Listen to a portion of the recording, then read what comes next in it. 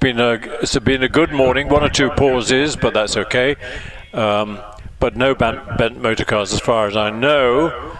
And the times are not really competitive for various reasons. Firstly, it's just practice, so there's no point in going bananas. Secondly, the record times were set whenever they were set, a year and 2 years ago, on brand new tires. And of course you can't get brand new Avon slicks nowadays because it's a rather sad story, but Avon gave up making racing tires, and we all thought we were going to have a real problem not able to get decent tires. But fortunately a company called Nova bought the rights from Avon to build the cars, and they've opened a factory down in Portugal, and they're starting production sort of around now, but they're not really in full-time production just yet. But the good news should be that next year they'll have produced cars for a number of the classes, but particularly for the championship competitors. Some of the championship competitors have got good tyres left from previous years. Others, I mean, I know one guy at Chelsley had to do the runoff with 8-year-old rear slicks, and naturally enough, he didn't do a very good time. And our times this morning in practice have been well outside, 10 seconds or so outside record. So sensibly, people are preserving their tyres for tomorrow. So we don't expect any record breaking this afternoon. Nevertheless, there are lots of quick runs being done, lots of interesting cars to watch. It's a brilliant entry, probably one of the biggest entries Prescott has ever seen. So that's good news. And coming to the line pretty soon, as is traditional at the Bugatti Owners Club Prescott, these afternoon runs are launched off by our Bugattis that have entered, and I can see two Bugattis lined up already, ready to exit the paddock. The first of which is the lovely Type 35, the Grand Prix Bugatti, really the classic shape of the Grand Prix car. And that's the 35 belonging to Edward Townsend. And alongside him is the Brescia, 1.5 litre Brescia, which really revolutionized voiturette racing in the 20s, and that's driven and owned by Rupert Marx. And we should have a third Type 35, lovely one, red one, in the hands of Yushan Ong, which is in very original condition, with the original 2-litre engine, no blower, no supercharger. And that Yushan has had for a couple of years. Previously it was owned by Christopher Jakes, whose family for many, many years, or many decades, have been manufacturers of croquet kits and things like that, and they're famous as a maker of traditional sporting equipment. And sadly, Chris, who was a lovely gentleman, died a couple of years ago. Yushan had quite a job getting it running properly when he first took it over, but now it's going fine. It's on its original narrow beaded edge tyres, which look absolutely right. And the surprise is how much grip they give. But nevertheless, for the moment, let's just have a quick look at Edward Townsend in the classic Type 35B, the type that won the first Monaco Grand Prix, which is why this is called the Monaco Trophy. And it's a straight 8 engine with a supercharger, and then a multiplate clutch. It's got a clutch with about 16 plates swimming in oil, and of course the famous Bugatti wheels, cast alloy wheels that contain the the brake drums inside the wheel. So if you want new brakes halfway through a great big Grand Prix, and remember Grand Prix in those days lasted 5 or 6 hours, you just put a new wheel on and you had a brand new brake drum on that wheel. On the line, Rupert Marks, but I've got a screen. I hope there's I don't think there's a big screen, but we're certainly live streaming. So we're focusing on Edward Townsend in the Type 35. Off goes Rupert in the Brescia. Almost as quick off the line as the Type 35, which says something for Rupert's skill in the ancient Brescia. There it is.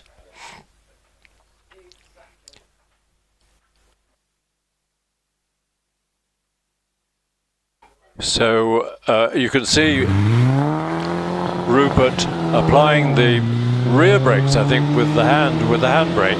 There might be a foot brake, but I doubt it. I think it's just two-wheel brakes, probably. There might not even be a brake pedal. External gear change as well. Time is coming up for Edward with a 61.51, and Rupert finishes with a 61.78. So that's a pretty good competitive time. I don't know what's happened to Yushan. It's rather, I hope everything's okay with his Type 35. In the meantime, we go back to the start of the program, which is on page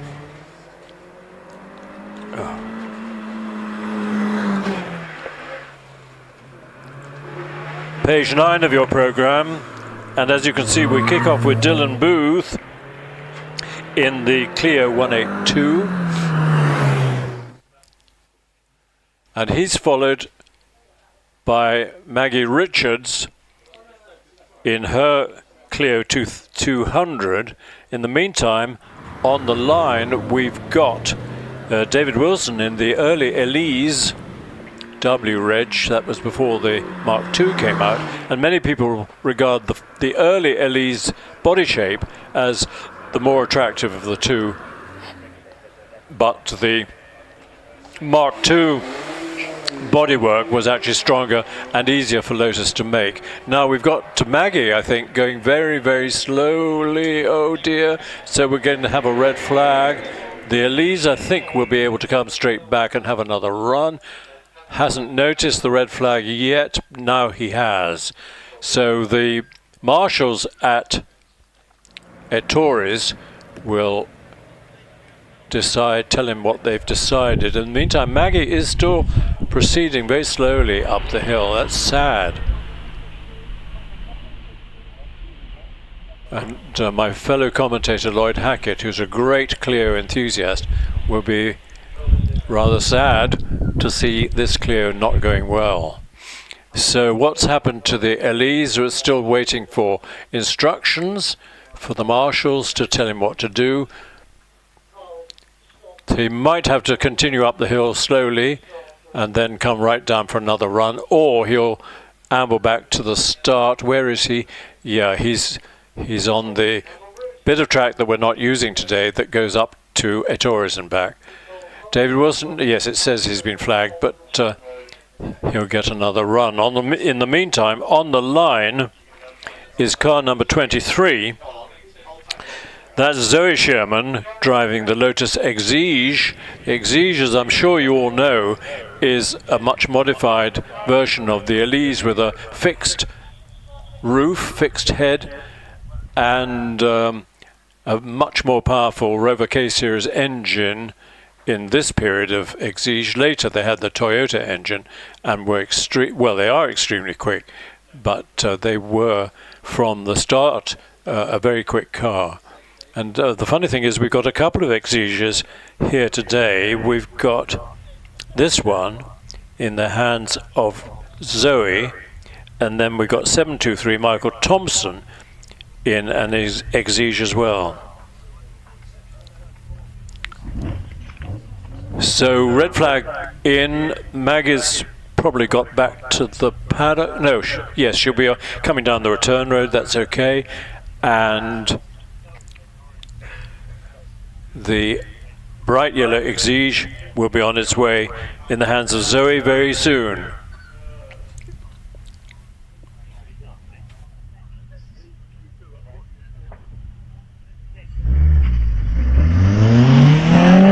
Very clever start by Zoe, not using too many revs, 2.65 for the first 64 feet.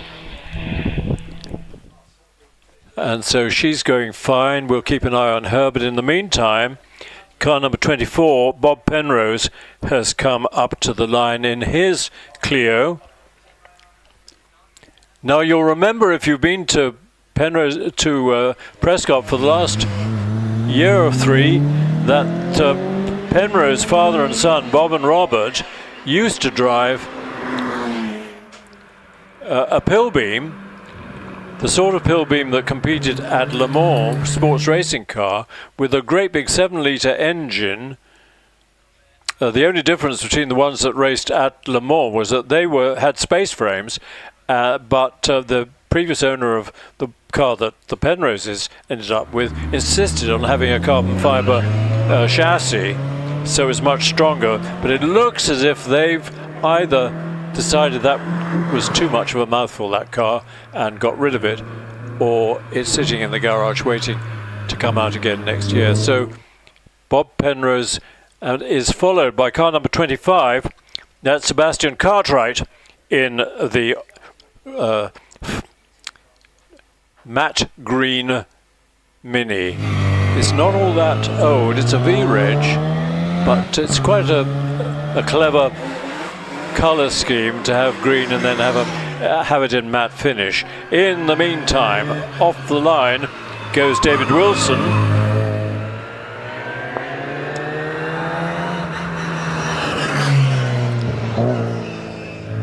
David Wilson is car number 22 in another Elise. And on the line, interestingly, car number 26 is given in the programme. No, it's right.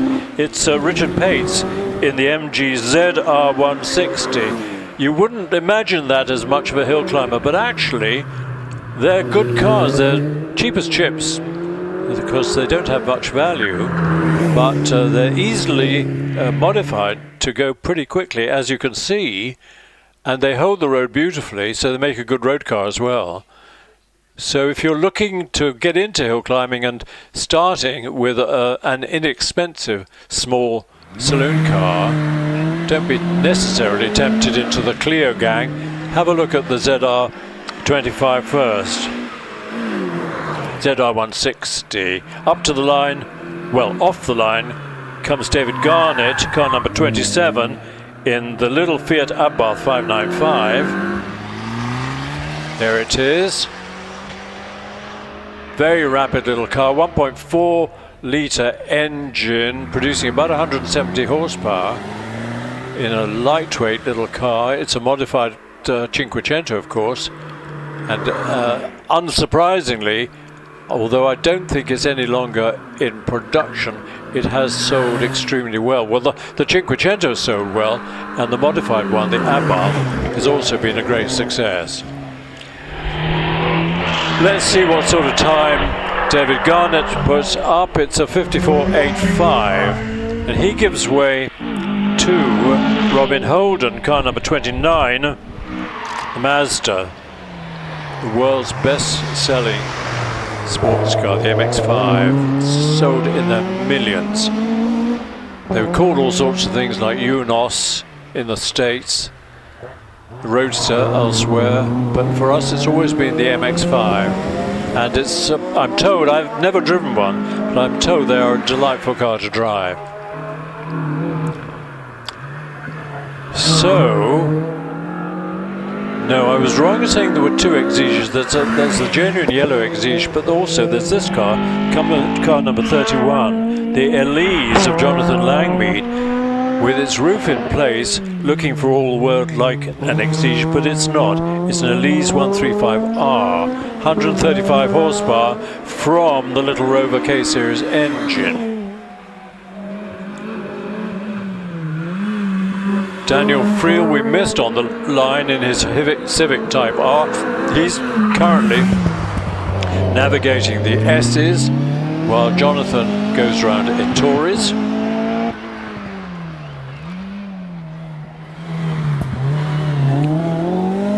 And goes round Ettores, around Pardon, very effectively.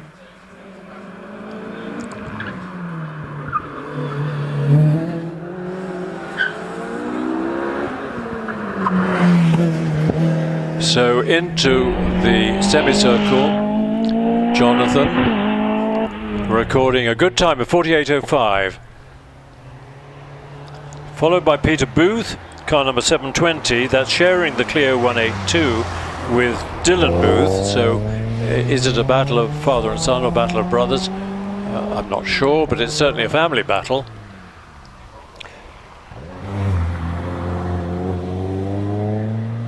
And on the line 721 is the car we saw in the hands of Maggie Richards, which maybe ran out of fuel, but it's now driven by Ian Richards. So another family battle. And we can see Peter Booth into the S's while Ian navigates Ettores and down to Pardon. On the line is the Exige again. We saw it in the hands of Zoe Sherman. Now it's in the hands of Michael Thompson. Certainly it's an easy colour to pick out if you were on a foggy day. People will see you coming. So Michael's off. Speed under the bridge, well after the bridge, 69, which is pretty quick. And here comes another Elise, car number 34,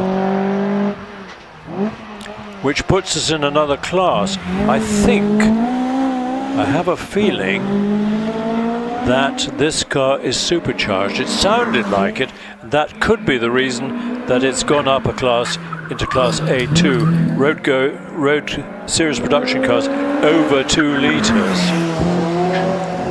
Certainly it sounds extremely powerful and steps off the line 2.29. That's very quick. Let's keep an eye on that car. And Michael Thompson in the Exige is finished with a 48.58.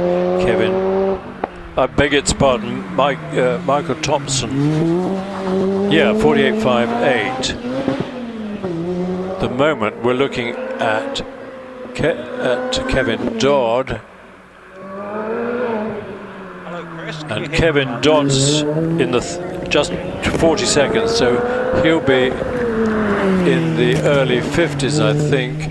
He's followed by, or will be followed by, Robert Penrose. He's on the line at the moment, car number 724.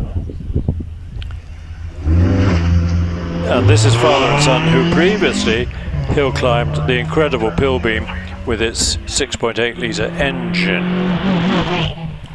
Hello, Chris. Can you hear me down there? I can indeed. How are you? Very well. I've made it up the hill, and have you recovered your breath? I'm doing quite well, actually. Yes, I must be getting fit in my old age, but there we are. But I've got a lovely view up here. The sun's out. It's all good, and well, here we are. We are indeed. Have you got a screen to watch as well? I have television and everything with all Good the Lord. times. It's the best we've ever had it up here, Chris. And okay. And so far, there's hardly any birds or bees up here or wasps. It's not too bad at the moment. There's one wasp, but that's about par for the course. So I'll sort of talk about the car on the line and then shut up and hand over to you, and you can see them through maybe Ettores, Ettores. Orchard particularly. Yes, and that's it. And then they got round Pardon and obviously up the back. Yeah. They'll be releasing them presumably often when they go round Pardon, don't they? They do. Now, do we know whether we're live streaming or not? I think we are. I'm going to assume we are, Chris. Good, I hope so. Which means this picture is going around the world. We've got lots of followers. Great. So I've just had confirmation from Richard that we are live streaming. So if you're stuck at home, well, you won't hear me, but well, they will hear you, Chris. Yeah, They'll be tuned in on the live stream, won't they? They will. So enjoy the live stream. Do send your comments. In the meantime, Tim Elmer is finishing his run in the lovely Alpine. Tim used to regularly drive a single-seater here with a powerful engine, but now he's really enjoying this delicious Alpine that has been a rave in the road test. Of course, that's the car that Nigel Pitt has got now, the Dallara. That's Tim's old single-seater. With a V8 in the back? Yes, a 2-litre V8. In the meantime, we've got car number 37 on the line, Richard York, in the Cayman GT4, in other words, the most powerful of the Cayman, capable of producing something like 400 horsepower. We're watching this lovely Porsche 911 Carrera of Ross McDonald. Just imagine the value of that car, the 2.7 Carrera. Yes, that's the RSR replica, isn't it? Now fitted with the 3.2. But yes, I've got Richard York in sight. Now, Richard's been campaigning this beautiful car for some while now. The Porsche is very well represented today, and some very, very quick examples. Rodney Isles, although he's not in with the Porsches because it's the four-wheel drive, is actually quicker than all of them. Doesn't Rodney usually drive an Alfa Romeo? Yes, he does, the 4C, but he's got a few problems with it, so he bought himself a very, very quick four-wheel drive 600 horsepower Porsche, and he's causing a lot of problems in that car. As one does when one car gives trouble, nip out and buy another one. The only way, obviously. On the line, we've got another Cayman. Car number 38 is Tony Adams in a more, not a GT4, so more normal Cayman, but nevertheless probably with a modified engine. Yes, well, he campaigned a Lotus before this one, but he decided he wanted to join the Porsche Brigade.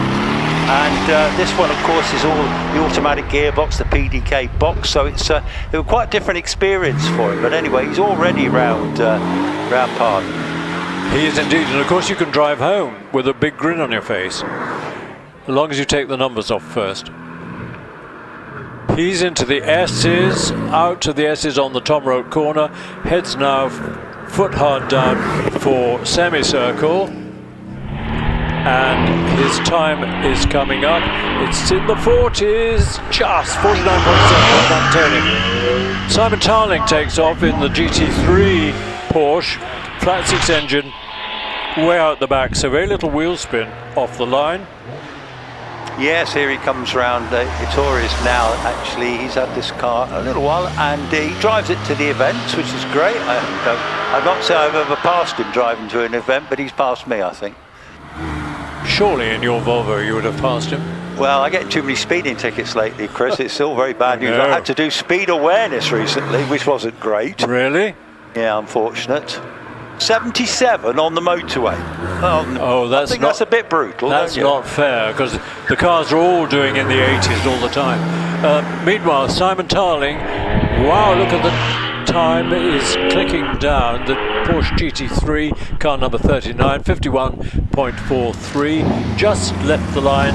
Mike Meredith making the famous Rover booming V8 sound. 5 litres of power in that one now. He's owned it since new. Big puff of smoke as he goes into Pardon there. So the brakes work? They certainly do, and it just sounds magnificent as he heads up towards the S's. Hard to remember that the Plus 8 Morgan has been in production since 1979.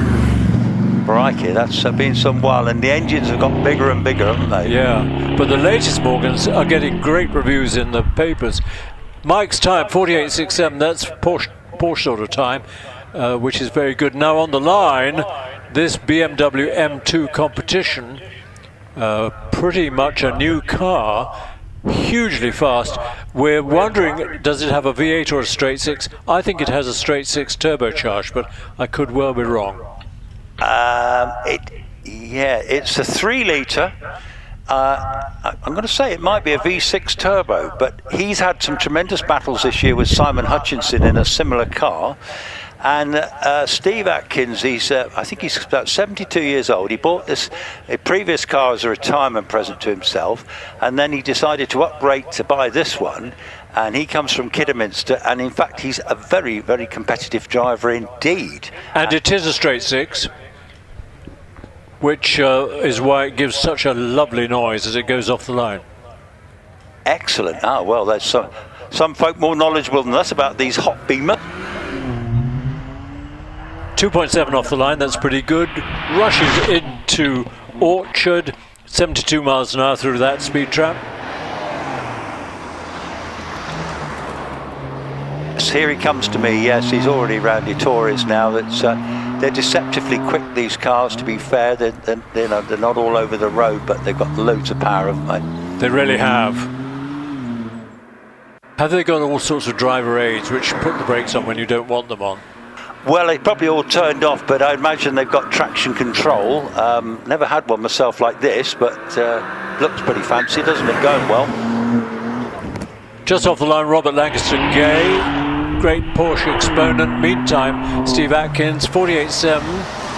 That's good. Robert, he was competing in a Cayman. Yes, he did. He had a white one, but he went into his local Porsche dealership for a cup of coffee and ended up coming out with this one and trading in the other one, as you do. But this is a 911, isn't it? 997. 997, that's right. It's the water-cooled version, but it's a fabulous bit of kit, isn't it? But he loved the Cayman. Is it the Cayman he's got rid of? Or the yes, the Cayman's gone, but I think he loves this because it's just such a classic sort of Porsche, really, isn't it? Well, he's just over the 50, 50.82. Richard Andrews in the GT4. Now he's quite a quick pilot, this young man. He comes down from Wakefield in Yorkshire, and he had a little mishap at Chelsea earlier in the year when he went off the kennel over the hedge. But the car's been rebuilt. It wasn't major damage, fortunately. But he is very, very quick indeed. Is it a 911 GT4 or a Cayman? I think this is a 911 GT4. I think so, yes. Yes, it's about as quick as they get. Yeah, and the engine hanging out the back. Now, guys, watch this little Mazda MX-5 in the hands of John Maycock. It is astonishingly quick. He drives it so well, does John. He absolutely is David against Goliath in this class. In this little turbocharged Mazda MX-5, he will absolutely wring the neck out of this little car. Can he get on terms with the big Porsches here? We will wait and see. Already, he's out of pardon on his way to S's. He is. Richard Andrews did a 47.7. That's a very quick time. Now, John is just navigating the S's, out of the S's, up to semicircle, bit of rear lock, brake locking, but that doesn't stop him. 46.98, Chris, astonishing. Gee whiz, that's better than a Porsche time, isn't it? Yeah, he's leading the class now with that time. That's astonishing time. Richard Snow, who will have definitely something to say about this class. He's in a very, very rapid Porsche indeed. This is all singing, all dancing, 500 horsepower.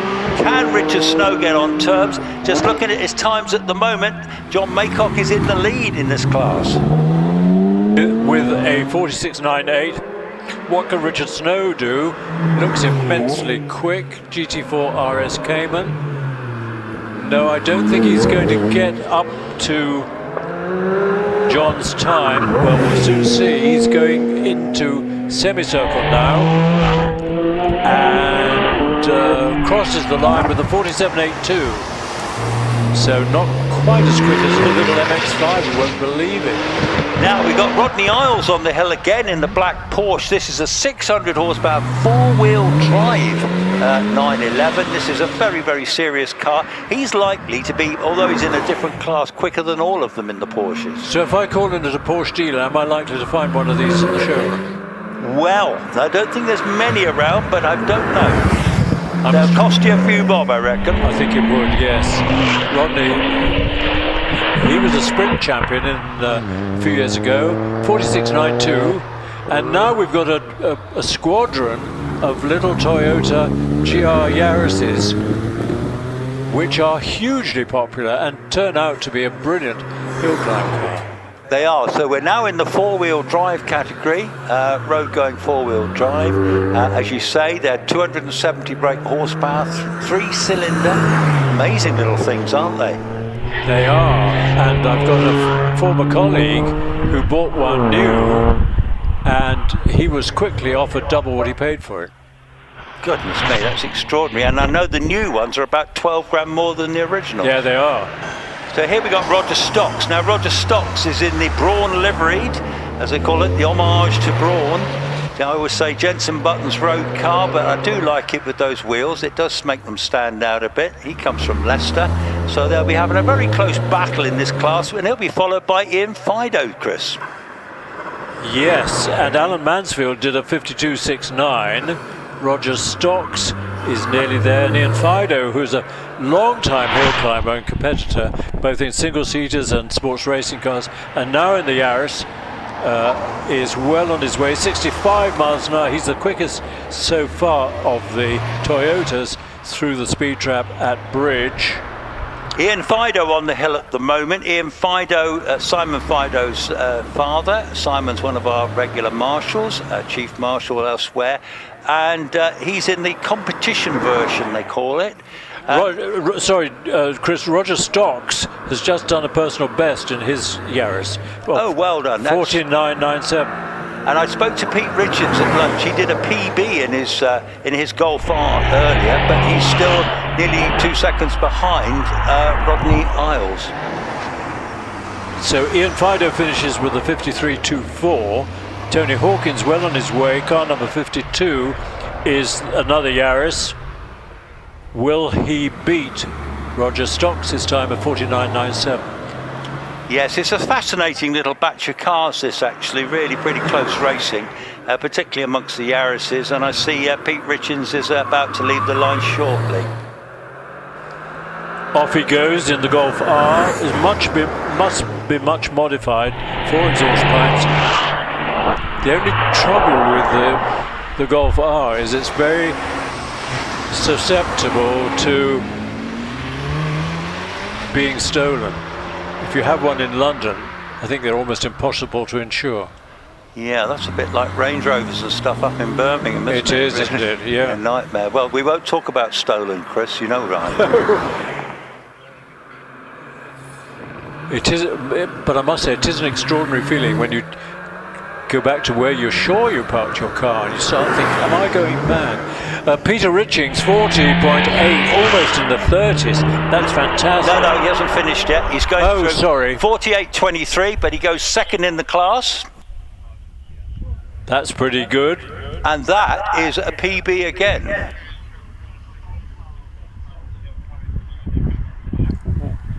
Which leads us to a new class, and it's going to be specialist production cars, so it's mostly Westfields and Caterhams with an MK Cup, I don't know what an MK Cup is, and a Fisher Fury, just to add flavour to the mixture. The MK Cup is Rob Lloyd, and it's basically another kit car, but his one, he is running a motorbike engine in that one. He's got a booster engine in that one.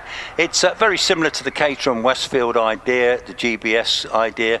They're all much of a muchness, really, aren't they? They are, but some of them are much lighter, so people choose them rather than a Caterham or a Westfield. Oh, that's interesting, yeah.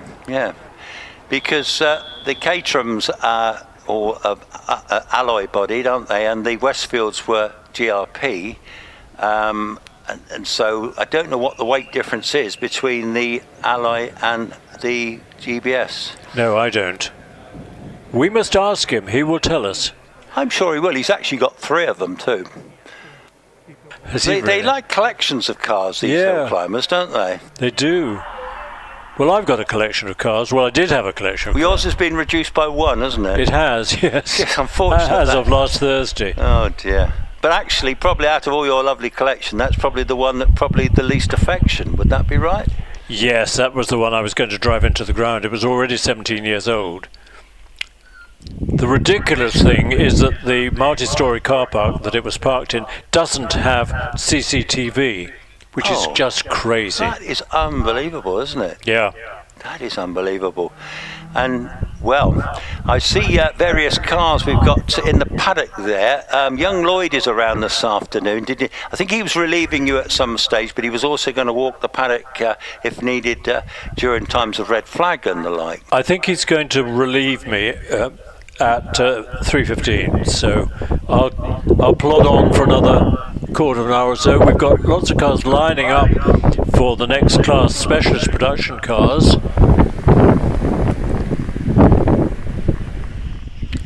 The Fisher Fury is quite aerodynamic compared with the Caterhams and Lotus and Westfields. Yes, the Fisher Fury, that's Johnny Toon. That's a rather nice old car, that one, and he's done a lot of work on that car. They made a whole lot of films about his family, weren't they? Looney Tunes. Looney Tunes, well, they are pretty up there. They're pretty blooming good. And also his dad, Robert, is racing the Morgan Plus 8 as well. Yeah, so, that's right. So it's good to see, in fact, that a real family affair, which, of course, hill climbing is often a family affair, isn't it, Chris? So how many years, I was going to ask you this, so how many years have you been commentating at this venue?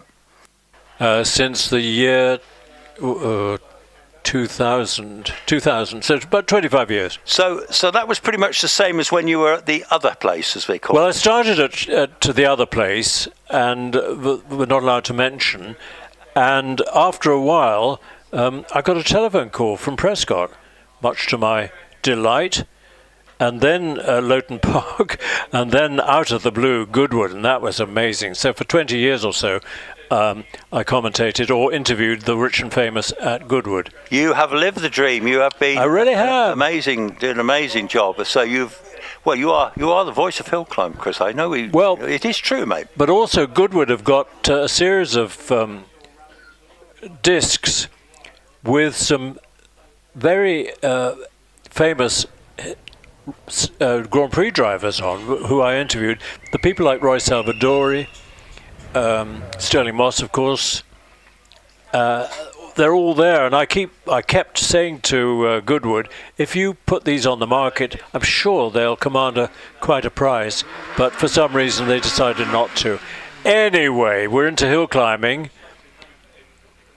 and we've got Joy Hoyle on the line, long time and very experienced and very quick competitor, sharing. Now this is Raymond Law. This is Ray. She is sharing with Raymond. This is Raymond Law, who was a lecturer, a professor at Oxford University. I think he retired from that a couple of years ago, but he's shared with Joy for a long, long time. They're both very competitive. They are absolutely always well matched. This car is very well prepped indeed. It's got a Vauxhall red top engine in it, got about 270 brake horsepower, rear wheel drive of course, extensively light. Ray, being a professor of mechanical engineering, knows all about building cars. And if you remember at the first meeting, he binned it at Tittori's, didn't he? So had to rebuild it. Yeah. So the Fisher Fury is about to leave the line. I'm not sure what engine it's got. 2-litre Z-Tech, I think. Oh, is it? 2.49 off the line, which is pretty good. Up to the line comes the second of our Morgan Plus 8s.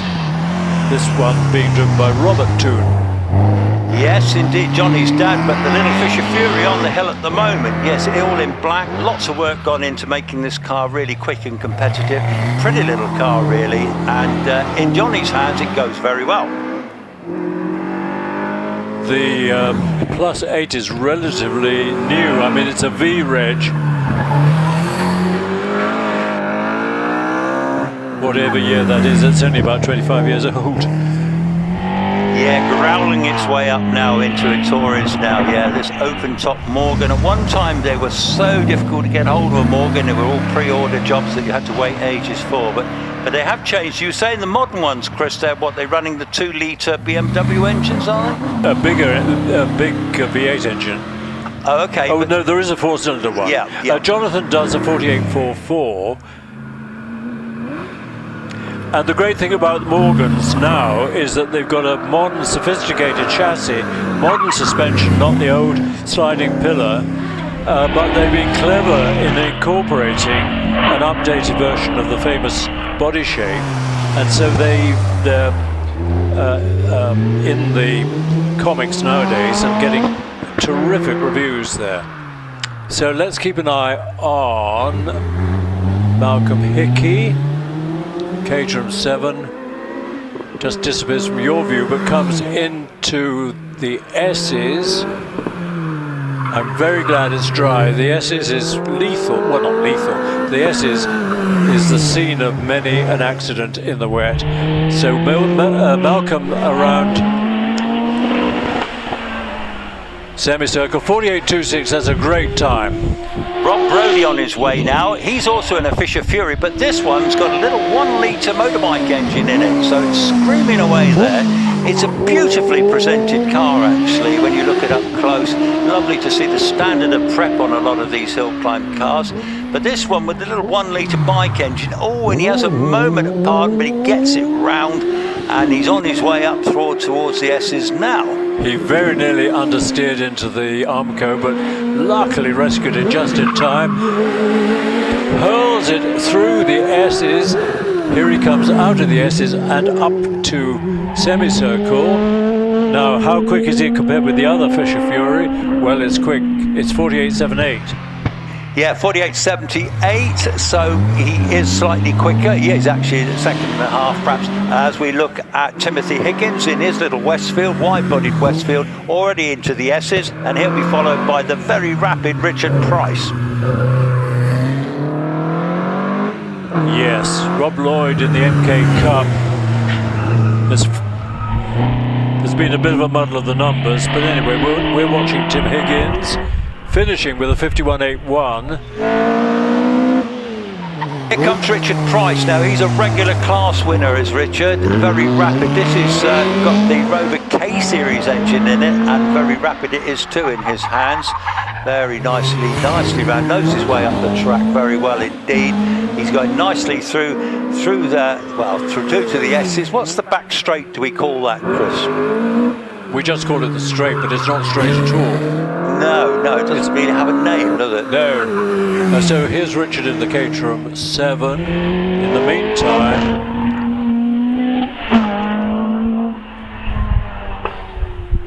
so he posts the 46 seconds dead, so he's leading the class comfortably there by second and a quarter. How about that? Are we talking Richard Price? Yes. No, I think your computer's gone a bit gone drunk. It's 46.39.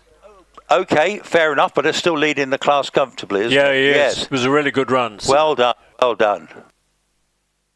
Just looking into the paddock there, Chris, you can probably see it on your screen. We've got that lovely little Mini there. That is a little brute of a thing, that one. We'll be getting to see that's one with one of these BMW cylinder heads in it as well. Very rapid indeed. That's young Ben, isn't it? Ben Bomfield, I think. Anyway, sharing with Tony. That's right, that's his dad.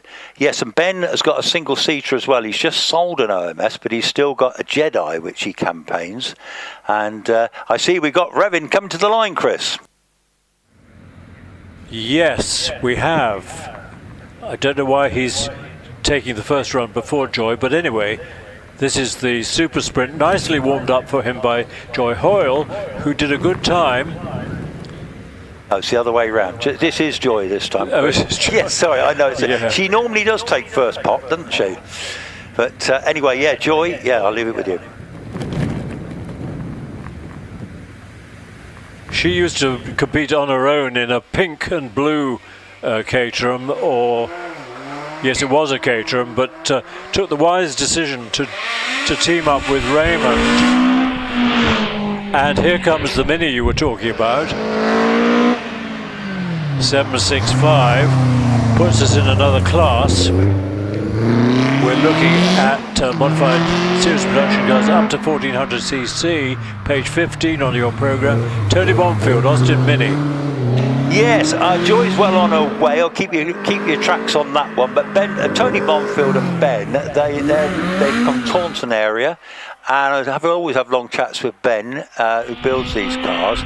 But this one is unique because it's got this BMW cylinder head, so it's pushing up around about 180 brake horsepower through those front wheels, which is pretty lively in a minute. Is it easy to fit the head?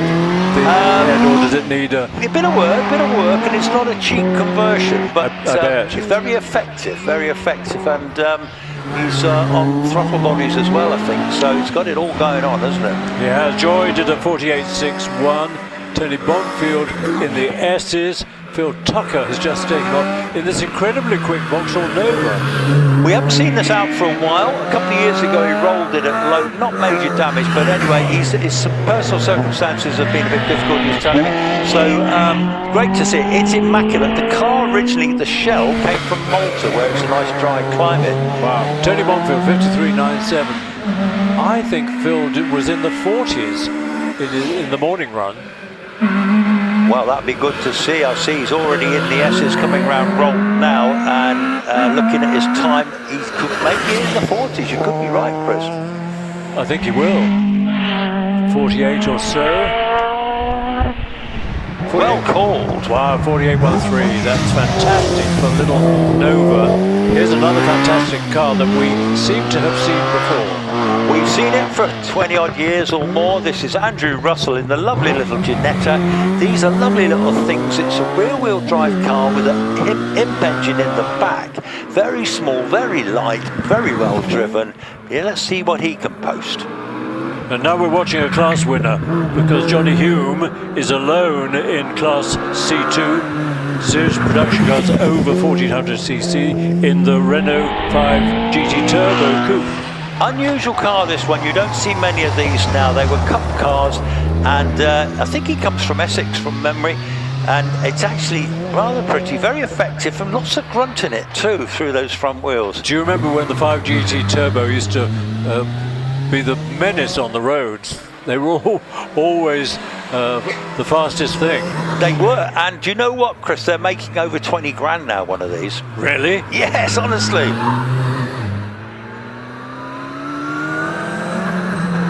Now, what about this? Hayden Spedding in the Big E time. Hayden comes from Barnsley.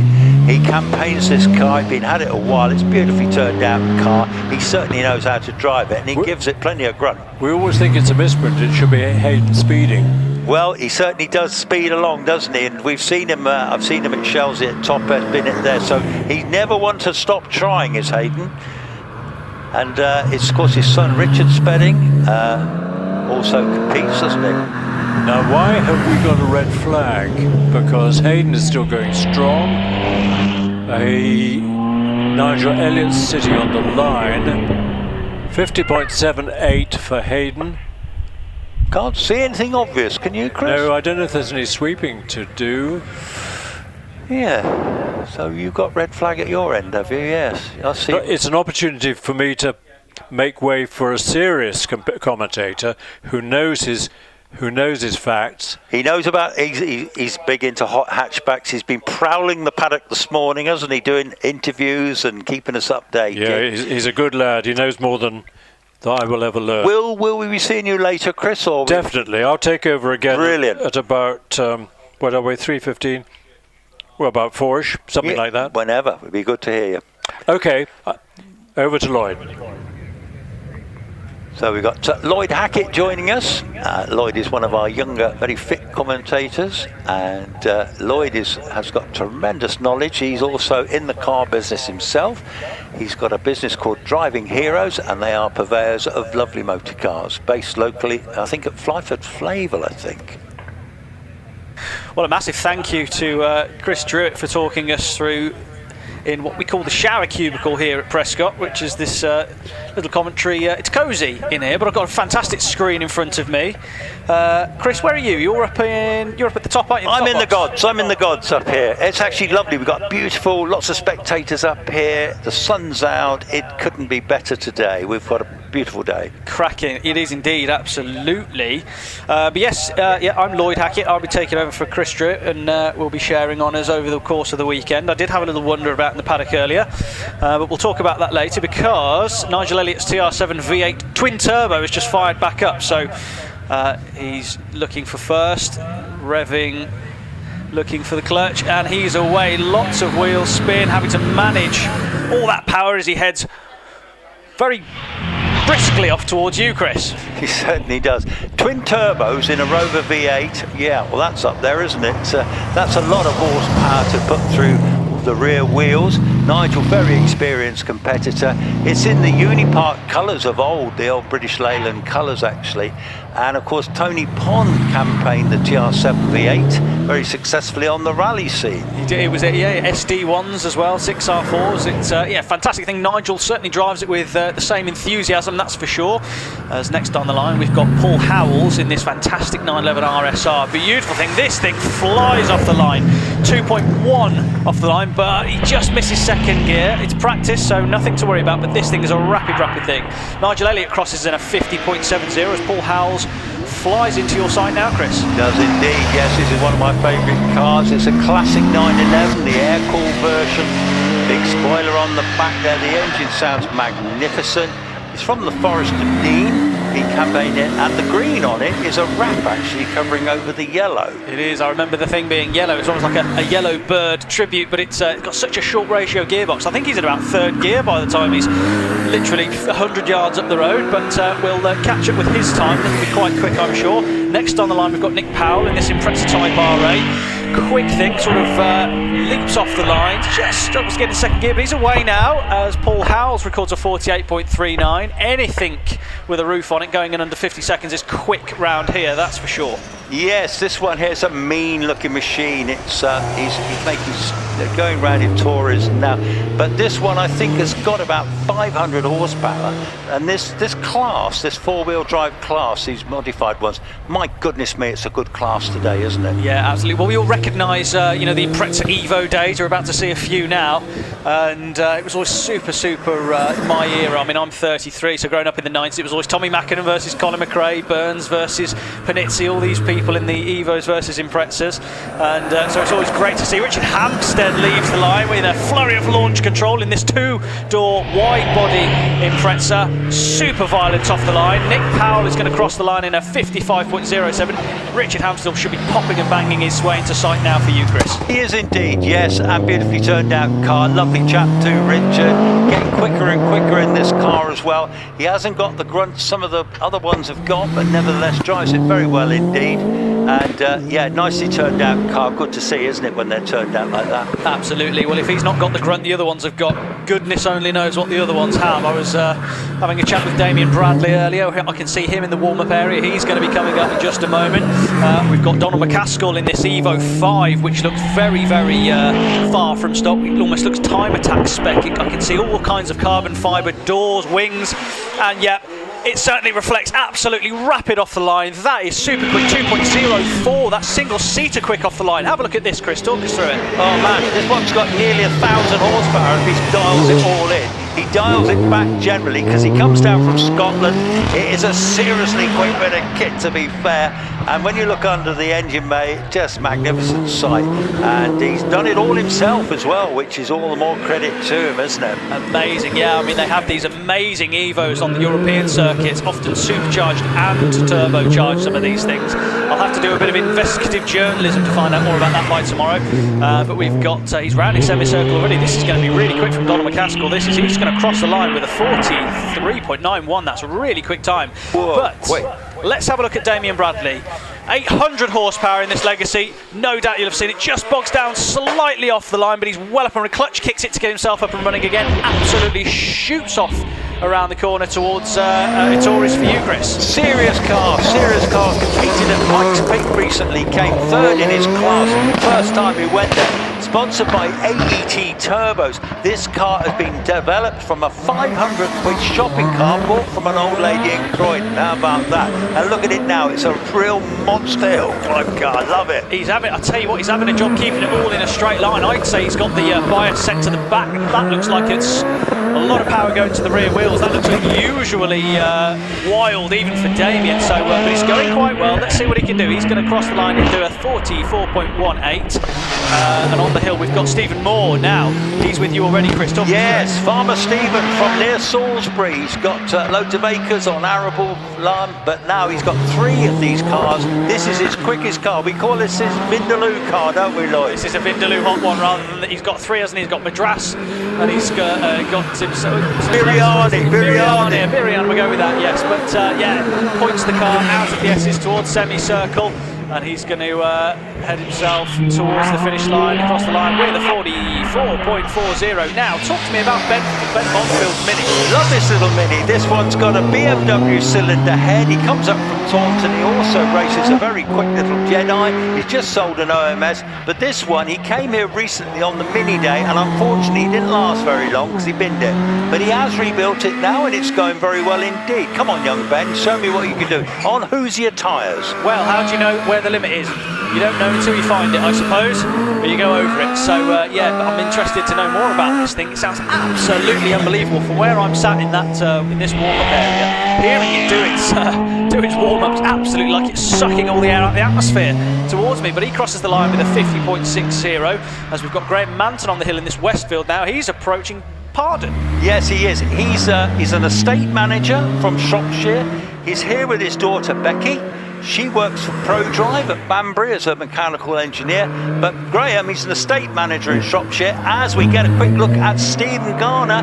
Steve Garner in this massively quick little Westfield with a K-Series Rover engine. So we've got Graham Manton's just heading to the line. He's going to finish in a 49.75. Steve Garner is in purple sectors at the moment, Lloyd. He is indeed, yeah, and just a shout out to Ben Bonfield, does a personal best with a 50.60. I wonder if he can go sub 50 over the weekend. I'm sure it's on the cards for him. Got cars everywhere you look at the minute. Stephen Garner heading through the S's, he's in the purples. Rob Lloyd is on the hill at the moment, this Cup 200 MK Indy. Quick car, he flies through the gears to head towards Bridge. As he's doing 71 miles an hour before he gets to you, Chris. Yeah, 46.07 for Steve Garner, heading the class now. Second is Rob Lloyd, 46.31. But here is Rob Lloyd, looking to improve. But then we're not on, these aren't time runs, folks, but they're still going to go, aren't they? It's lovely to see. Well, this is it, you know what they say when the visor drops, you know, it's you get these guys that are, even though it's practice, the adrenaline still flows the same. You've still got that same excitement that when you get in the car and you want to drop that clutch. But speaking of dropping clutches, George Harding in this turbocharged YB Turbo Ford Escort RS 2000. This should be fairly sideways, I would have thought. Well, he's going to have a go. This has got a Cosworth engine with a turbo into a Mark II. That's a pretty demon combination. I remember the first time I saw this, I thought a turbo Cosy, that's going to be a bit of a handful, isn't it? It's going to get him, what's he going to have, 300 odd horsepower, would you say? I would say that's going to be the best part of 450 brake horsepower. The Mark II Escort's obviously very well known for having 2-litre 16-valve naturally aspirated engines, and even in the Irish Championships they're 340 horsepower with the world's biggest Millington engine in it. But this thing's got a YB turbo from a Ford Escort, Ford Sierra Cosworth, and he's wiggling his way as he absolutely sideways as he crosses the line and does a 50.43. That's a fantastic time from him. Mike West is on the hill in this Radical SR1. This is kind of like your baby Radical, you could say. Doesn't make it any less of a beast. Absolutely rapid thing, and coming thick and fast. We've got Robin Nicholson in the Malik Mark 20. This is a very well competed car. Tell us a little bit about it, Chris.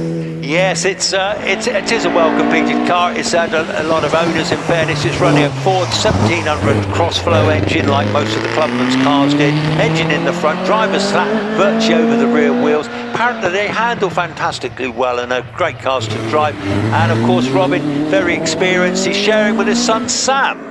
Absolutely. Well, it's a funny thing, isn't it, when you feel like you could almost reach out the cockpit and touch, put your own fingers through your cam belt pulleys. That's how close the driver is to his engine. But fantastically balanced car, Alex, as Robin makes his way towards semicircle. I think he's going to creep in under 50 seconds. Of course he is. Yes, he is. He's going to do a 46.48 well under.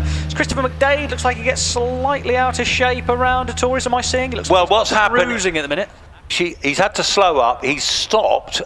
There's a red flag. Chris McDade comes down from Scotland. It's a very interesting imp. He had this hanging around in the workshop for 7 years, and then he decided he better do something with it, and so he decided to put a Rover K-Series engine in the back. So it's got an 1800 K-Series in an imp, which is the first one I've ever seen with this, and the one that will be following it is Grant Sinclair in the stunning Maguire space frame imp as well, which is a very lovely bit of kit as well. But Chris is on his way, but whether or not that was a red flag for whatever reason, I don't know. Well, as we know in hill climbing, if you don't know, if this is your first time, welcome. But if you're not aware, so Chris McDade, if he has been red flagged, he'll get another go. If he's caused the red flag, he will not.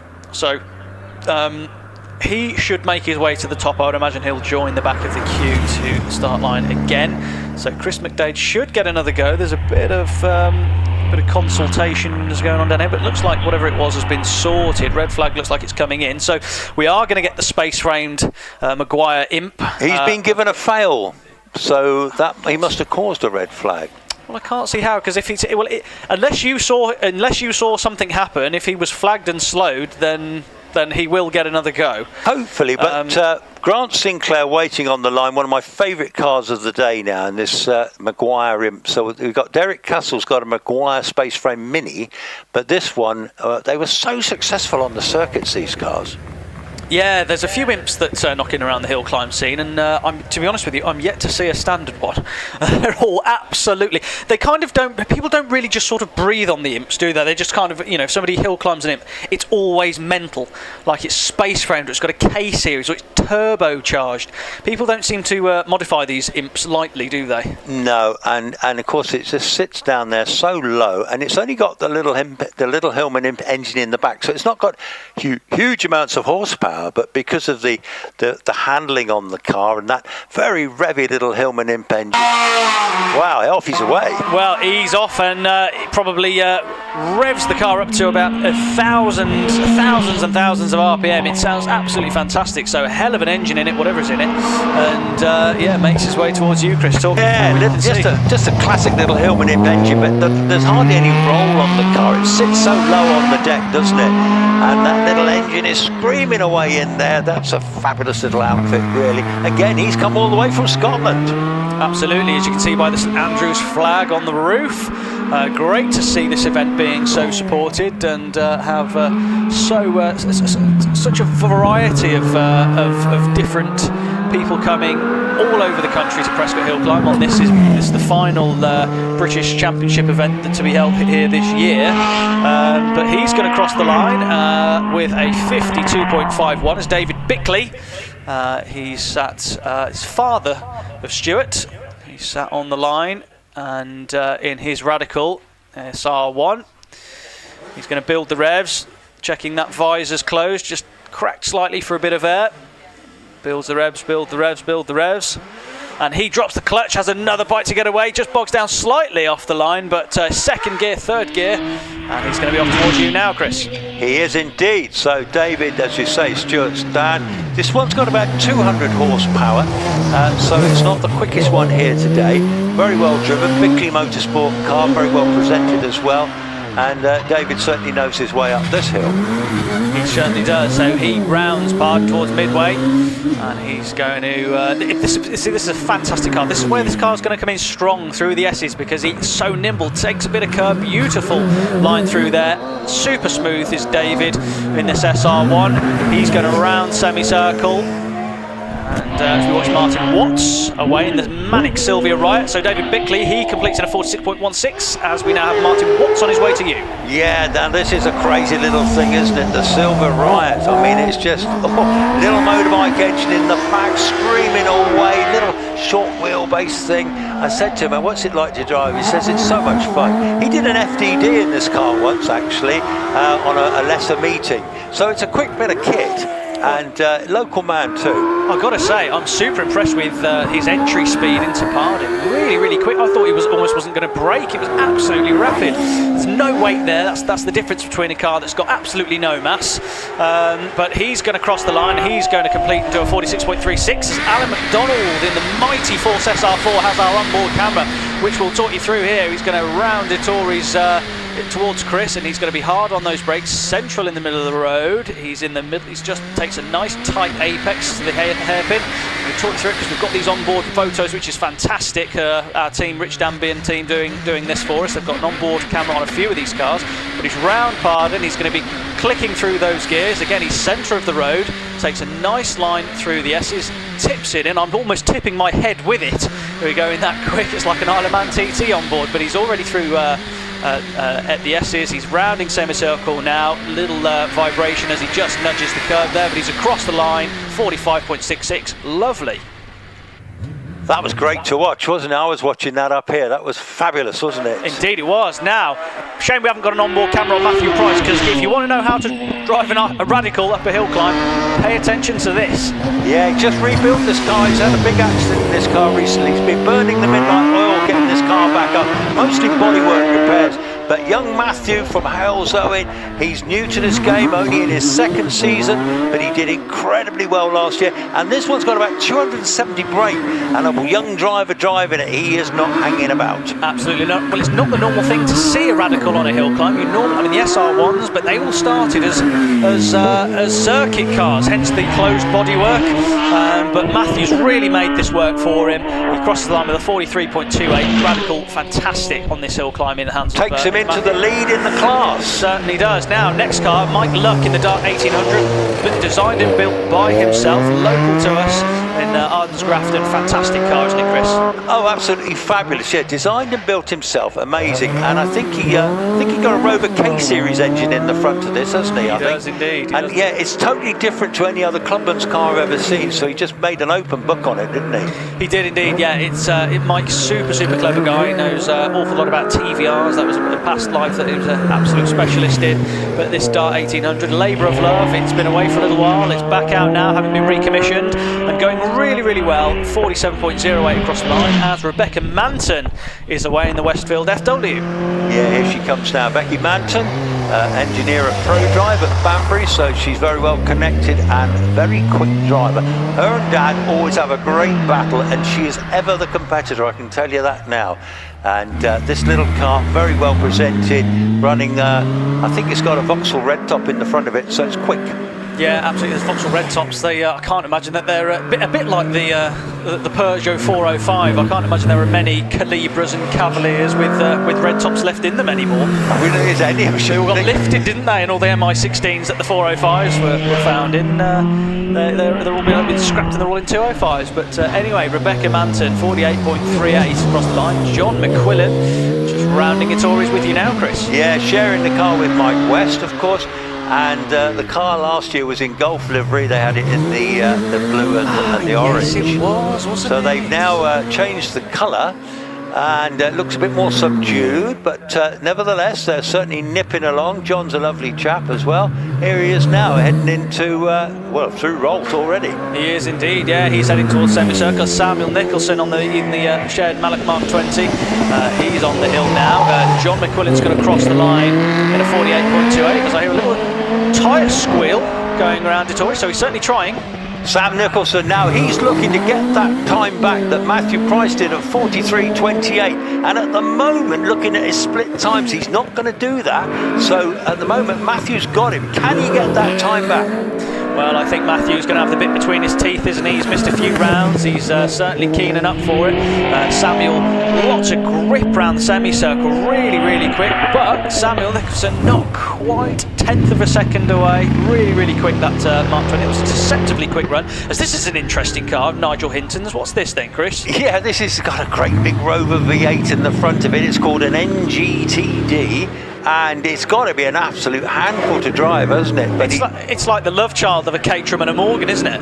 It's a beastie thing, isn't it? But he drives it pretty well, to be fair. Unusual car, great to see it. Lovely colour. It's like that bronze colour. It's almost like a Range Rover bronze or something, isn't it? Great looking thing. But Nigel's going to cross the line.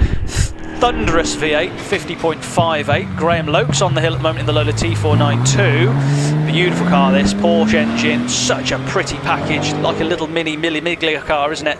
I don't quite know the history of it, a bit before my time, but I have to say, one of the more pretty cars that we have now. We're about to get an onboard with Simon Bainbridge, who's already wrapped up the tin top challenge. This thing, based on an Audi V8, twin turbo engine in this. Let's have a little look and see. So he's already heading around towards the Tories, carrying lots of speed, lots of aero on this car. So might not make the best of it at Prescott, to be honest, but places like Shelsley Walsh really goes well.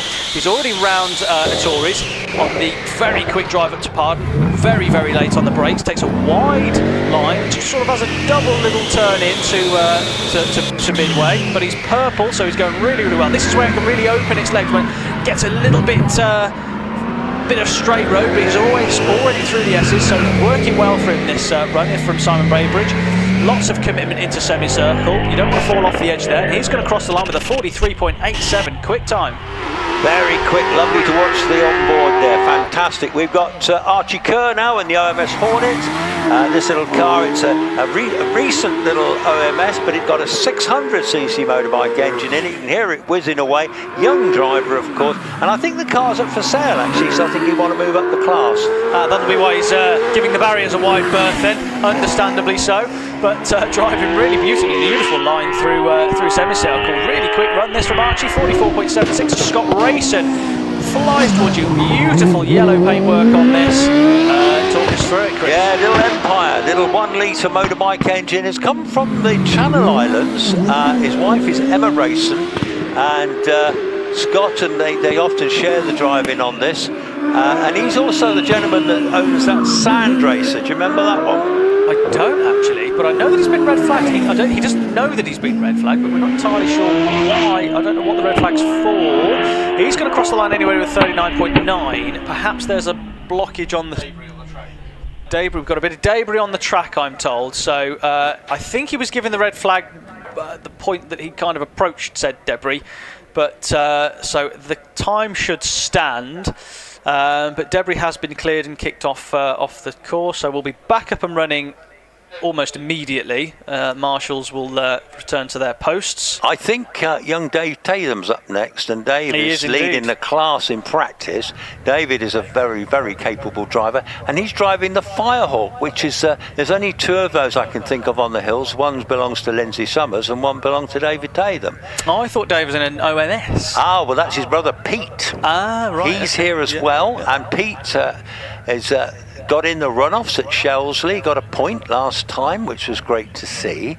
And young Pete, well, I had a good chat with him earlier. In fact, we interviewed him, and he was dressed beautifully. He had little lovely, you've seen his hat he wears, a red trilby, and he looked a bit like Prince, actually, with his sunglasses on. I'm sure he'll take it. So yes, young Dave Tatham, he's a farmer from Malton in North Yorkshire, and he also drives the big Can-Am McLaren as well. Yeah, not to be messed with. Those Can-Ams, they're fantastic things. I love a bit of Can-Am. Who doesn't? As I recall, Alex Summers, I can't stop thinking about that. I think it was a March. That gigantic March, no it wasn't, it was a Shadow. It was a Shadow Can-Am car that Alex has gone viral for driving at Goodwood like an absolute man possessed. But you'll see Alex Summers and co fairly shortly as we get into our single-seaters. Tim Thompson in the OMS 28 is on the line currently in this beautiful purple OMS 28. He's in first gear, builds the revs, drops the clutch, and he's away. Bit of wheel spin as he all hooks up now. We're another one with an onboard camera, so he's 4th gear as he heads around towards the Tory, so he's in 4th, leaning on that aero, down 3rd, 2nd gear, around the Tory's loop. He's going to head towards Park now, so hard on the power, 3rd gear, 4th gear. Is he going to go 5th? No, he's not. He's down to 3rd, 2nd gear. He takes a tight line out of Park, through towards midway now, 3rd gear, 4th gear. Takes a nice line, tight to the left, tight to the right, to the other side, clipping a little bit of that curbing. 2nd gear, tips it in, nice exit out of the S's. These are fantastic pictures, by the way, guys. Absolutely wonderful job. Takes a nice tight line through semicircle, and he crosses the line in 3rd gear to do a 43.75. Fantastic. This is an absolute advertisement for live streaming. Isn't it just? So Ben Hamer in the OMS. Now this is an interesting one. It's a green car, runs a BMW engine in the back of this one, and he's in purple sector, so can he lead the class on practice? He does, 39.01. Going really well, 39.01. Fantastic from Ben Hamer there. Absolutely stunning drive there. Graham Williams flashes into sight in this OMS 2000M. Early car, this one, built in 2000, that's what the 2000 denotes. As you can see, it's got the high engine cover on the back of it. Again, running a little 1 litre motorbike engine, little Suzuki engine in that one. Nicely turned out car, and giving it a go. And you can see it's a hot competition here. So Richard Matosian has just put up a time of 40.24. I didn't see Richard, did you? Oh, there he is. No, I didn't see him. Rich Matosian is on the line. So not sure what that's about there, but either way, Graham Williams crosses in a 48.43. Richard Matosian's just left the line in this rapid GWR Raptor. Absolutely 2.0, 300 miles an hour into the bridge. This is going to be an exciting one. Keep an eye on this, Chris. Yes, now this is the ex-Robert Kenrick car, of course, that holds the class record. And Robert was just an outstanding driver. Sold it to Richard. Now Richard's really getting the hang of this car now, which is lovely to see. Another competitor that comes all the way down from Scotland as well. So he's on his way into Rolf now. He is indeed, yeah, takes a nice line, that little bit of clip of, little cock of the inside wheel, such as the stiffness of the chassis, tipping it into S's. Really, really tight line through S's, riding the curbs, and he's nice and straight towards the finish, 39.70. Doesn't quite go top of the class. It's Dave Tatham already flashing into sight here. Ever the trier, Dave Tatham. The two Tatham brothers, right pair of gunslingers, those two. Don't muck with Dave or Pete. Pete is actually nearly a black belt in martial arts, so he's not to be messed with. No, absolutely not. No. Well, if he can kick like he can drive, I think he'd be a force to be reckoned with. Don't you reckon? He's always a force. He's always a force. Indeed. Yes. Made the Empire go with you. You're not wrong. 39.19 for Dave Tatham. Let's watch Lizzie Weaver. We've got an onboard for Lizzie just over the left shoulder. Fantastic camera footage here. So she tips it in towards Torres. So she's going to come down the gears, down to second gear most likely. Tips it in. Nice tight line there. Lizzie has graduated from the family Saxo into the Formula Van Diemen. She again down towards Harden, tips it in, nice centre of the road. See the rev counter rising and dropping as she changes gears, tips it beautifully into the S's. We're going to go left, I'm tipping my head left, we're going to go right, tip my head right in this commentary box in front of me here. Takes a nice line, gives the barrier a little bit of wide berth on the exit of the S's, bang in the middle of the road. Just tips it in beautifully. Little correction there as she's tight to the inside of the S's. She's having a good go as Lizzie. She crosses in a 53.38. Beautifully done. Yes, we've got Rebecca Crocombe on the hill. Shares the car where it actually belongs to Lawrence Marks, who'll be driving it in a bit. She is in the farming business down in Hampshire, but she's also a regular marshal, but she's loving the driving. Indeed she is, absolutely, and why wouldn't you on a day like today in a Formula Ford? What more could you possibly want? Absolutely fantastic. Well, they might say a little bit more power, but that's not the point, is it, of a Formula Ford? It's all about wringing their necks and getting the most out of them. Rebecca Crocombe, she does a 50.67 as Nicola Dearden's on the hill at the moment, with Carol Nichols coming next. Sharing the car with her father, Andrew Henson. They've got a big car, but at the moment they're using the Formula Ford for a bit of fun, and why not? It's a brilliant little way of attacking the motorsport, really, a cheap way of doing it comparatively. You could buy a good Formula Ford probably for 15 to 20 grand perhaps. Absolutely. Well, a bit of a shout out. Lizzie Weaver did a personal best then with the 53.38. Rebecca Crocombe as well, a 50.67. So we've had a few PBs today, haven't we? I think the course is in good shape, and the weather's kind of, it's not too hot, not too cold. It's about right, isn't it? Bit of a gust, don't you think? A bit blowy, but should be all right for Formula Ford. As Carol Nichols already on the hill, she's going to cross the line shortly. We're watching Morgan Hamer chase her down as he's left the line already. Should be with you by now. Yes, screaming 600cc motorbike engine. The two young lads sharing this car, and I believe this is for sale, this car, but great way to start. A lot of these little Hornets have been fitted with the 1100 engine as well, but I think they were originally designed to run a 600. Absolutely indeed, yeah. So we're going to watch him. He's gone purple actually, this 600cc engine. Certainly doesn't look like it's lacking in poke, that's for sure. As nicely committed round semicircle, those wings and fins doing their thing. Can't weigh any more than 250 kilos, surely, that car. Such a lightweight looking. Be well under 300. Oh, you'd think so, wouldn't you? Yeah. Les Buck aggressively off the road in the Pringett Mistral. Second gear, third gear, already off towards you, Chris. You shall see him flash into your sight in just a moment. I do. I love this little car. I love Leslie's smashing blow. This one reminds me of Dan Gurney and the Eagle car back in the day, F1 car that was always blue and white, and the shape of it's not totally dissimilar, to be fair, just a much smaller version. But Les Buck has been campaigning this car for years. Quite a unique car, not many of these left. No, quite right, absolutely. But in a fantastic group. This it really is. We've got a fantastic sort of collection of classic Formula Fords and Van Diemen's. It's fantastic to see, it really is, as Les Buck makes his way around semicircle. It's going to be hard on the power, and he's going to be crossing the line in a 50.95. It's quicker. They're deceptively quick, aren't they, these Formula cars? Deceptively quick. Max Hawks next on the line, our resident photographer, as he drops the clutch in this Van Diemen RF84, this sinister black car. He's already in third gear, might have a short ratio gearbox in this one, who knows. It certainly sounds like he's going through the gears, and with you already. Quickest in practice thus far, did a 48.01 earlier, and Max is a local lad from Pershaw, Tina Hawks, his lad. They've also got another single-seater at home, but Max has driven us quite a lot this year. As you say, he's a great photographer too. He takes some lovely pictures, which we often see in the programmes. Certainly do. Well, I tell you what, he's not scared of this thing, that's for sure. It has a double front lock-up on the exit to Baden, but got off the brakes at the right time and turned it around. He's absolutely on the ragged edge. This could well be a very tasty time indeed. Sarah Bosworth is going to do her best to chase down. She's already on the hill now, but let's keep an eye on this time for Max Hawks. 48.53. That's going really well. We did a 48.01 earlier. I reckon there's a 47-second run in that car with a little bit more, a bit tidier. Sarah Bosworth through the S's now. Emma Rayson is in the Empire 00, already with you. Yes, so Sarah Bosworth, the Demon Barber of Sheffield. She's always a very feisty, quick competitor, I tell you. What is she going to do? She heads to the line. She does a 48.60. And as Emma Rayson, again from the Channel Islands in this late Empire, built by Bill Chaplin down at Taunton, Empire Cars.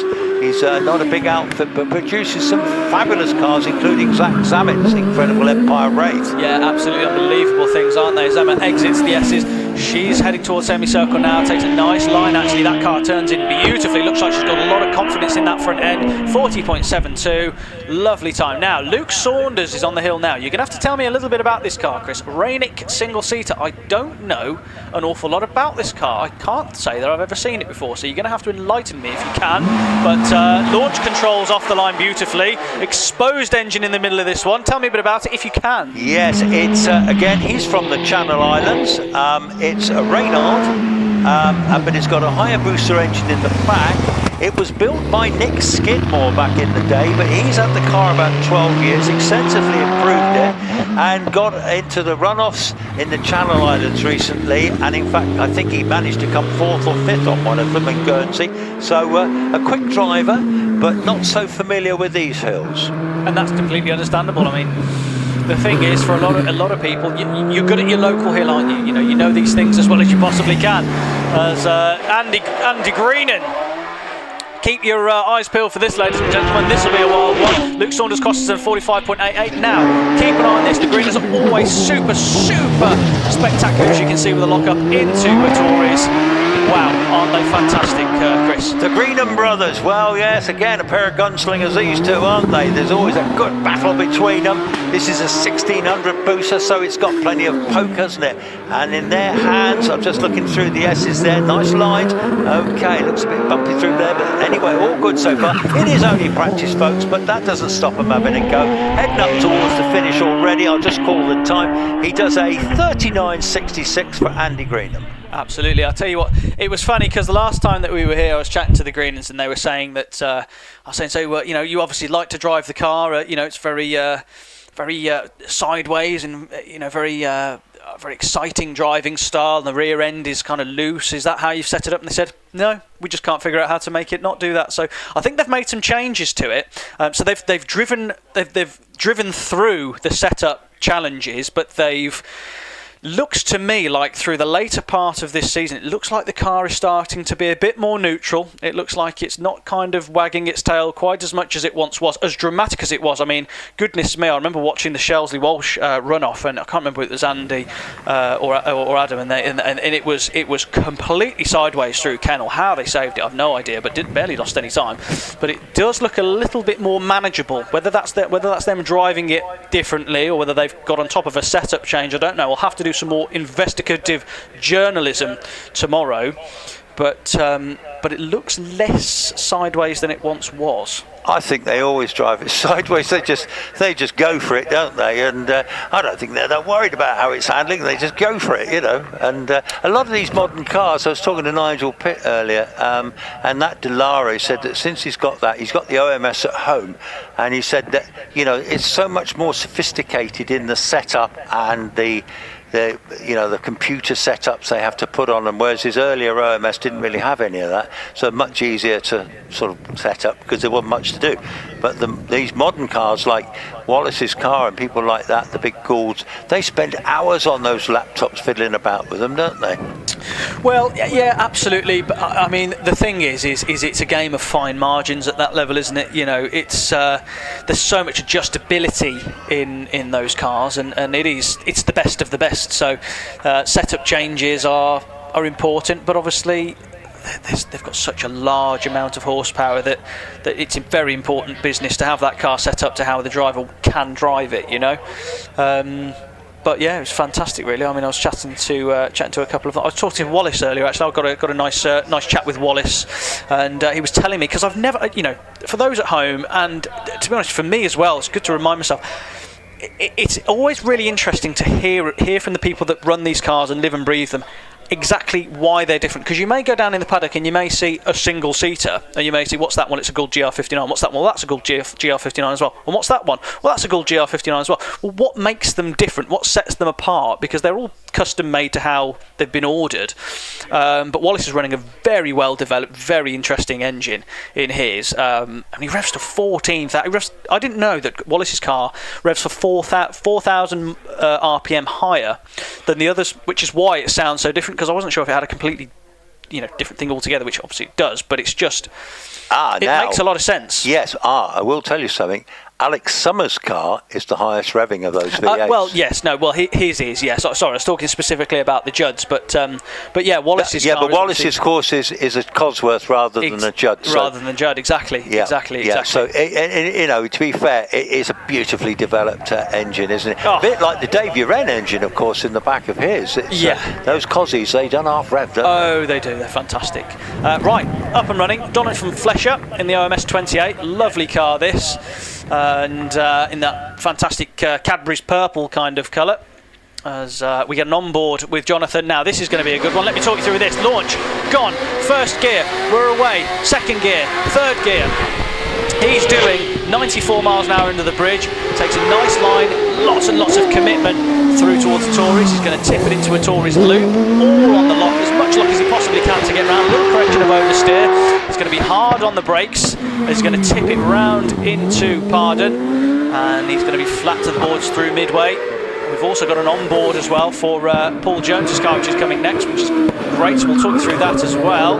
Tips left through the S's as Jonathan Flesher. He's going to be hard on the brakes. He's going to tip it around semicircle, and he's going to cross the line in just a second to record a time of 40.30. Now Paul Jones is away from the line in the Driving Heroes sponsored Force TA, which makes it even faster. And Paul is 85 mile an hour under the bridge to you, Chris.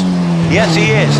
Okay, Paul Jones sharing with Darren Gumbley this year. Darren owns the car, I believe. Paul's from Worcester. And yeah, nice combination, lovely turned out car as well, isn't it? And already, yes, oh I see, now hang on a minute, so I'm getting confused with the onboard, but I've not seen onboard at the minute. Paul Jones already into the S's. Over to you, Lloyd. Absolutely, yeah, it turns beautifully through. I know that there's cameras on both of those cars that went in succession, so, but either way, Paul Jones taking nice tight line, has a little nibble at the curb on the inside, he's flat towards the finish, 42.08 for Paul, second slower than he went this morning, but getting used to conditions, car setups, whatever it might be, but car going well generally. Will Hamer, now here he is in the little OMS 28 with the BMW engine in the back of it, little motorbike BMW, Grand Prix type engine that they use on the Grand Prix bikes. But anyway, Will goes very well. They had a Kawasaki turbocharged unit before, which gave them trouble. Bit of a wiggle, as you call that, as they come in out of roll. They're into semicircle, heading up towards the finish, and here he goes. He goes through the finish, 39.44, as Tom Weaver leads the line. Already coming into my sight now, out of auction. Now, Tom Weaver normally drives an Empire, but that one's been sold, and so they're driving the family Formula Ford, him and Lizzie, this weekend, and he'll probably drive this till the end of the season. Oh, and he's gone off into the gravel at Pardon. But no greater damage, but just a bit of a going too quick moment. He's got away with that. He's about 10 centimetres away from that right front corner touching the barriers, but it's all good. It'll just get dragged back out. So a bit of sweeping involved, but he's got away with that one. No damage to that car. It didn't make contact with anything, but he's just a little bit buried, that's all. But having said that, Tom's been so used to going, to be honest, an awful lot quicker in that Empire. Maybe he's just readjusting to the braking zones on the Van Diemen. But we shouldn't be in for a long stoppage. He'll be pushed back out and maybe rolled back down the hill or sent to the top. Who knows? Just got in a bit hot, locked up, and might have made it round if he got off the brakes a little bit sooner. But who am I to tell Tom Weaver how to drive? That's certainly not. Certainly not my job. That's for sure. Now the marshals are on it. He stayed in the car. They pushed him so far. In fact, it doesn't look like it's going to be too difficult to get it out. No, they'll get it out. He'll start the car up again. They'll sweep the gravel off the track, and he should probably run to the top, I imagine, just to clear his run. That will be a failed run, but young Tom, very quick young driver from Ludlow. As you say, Tom, as Lloyd, he's used to driving a car a bit quicker. So this is, I think, the first time back out in the Formula Ford. I think it is. I haven't seen Tom in the Formula Ford for a little while. But yeah, no, they'll get this out of there, no problem at all. They'll push him back. I think they're just minimising the amount of gravel that gets pulled back onto Pardon, but it's offline anyway, so I think we'll be okay. I think they're going to push him back down the hill rather than send him up, perhaps. Yes, they are. So they're turning him round. He's going to come back down the hill as opposed to go up it. So, yeah, we're just doing a little 3-point turn there for Tom Weaver. And cracking value for money with the onboard shots, by the way. So getting to see a 3-point turn here, a little bit of lock on. Left, this is like Austin Powers, this is. Have you ever seen that scene in Austin Powers where he tries to turn the little buggy round in the impossible? It's a bit like that, really. Well, there you go. Rich's onboards are fantastic today, aren't they? He's got them on so many cars. I mean, I don't know how many cameras he's got out there, but pretty impressive, isn't it? Absolutely. So, do you think some of these onboards will then be chucked onto other cars later?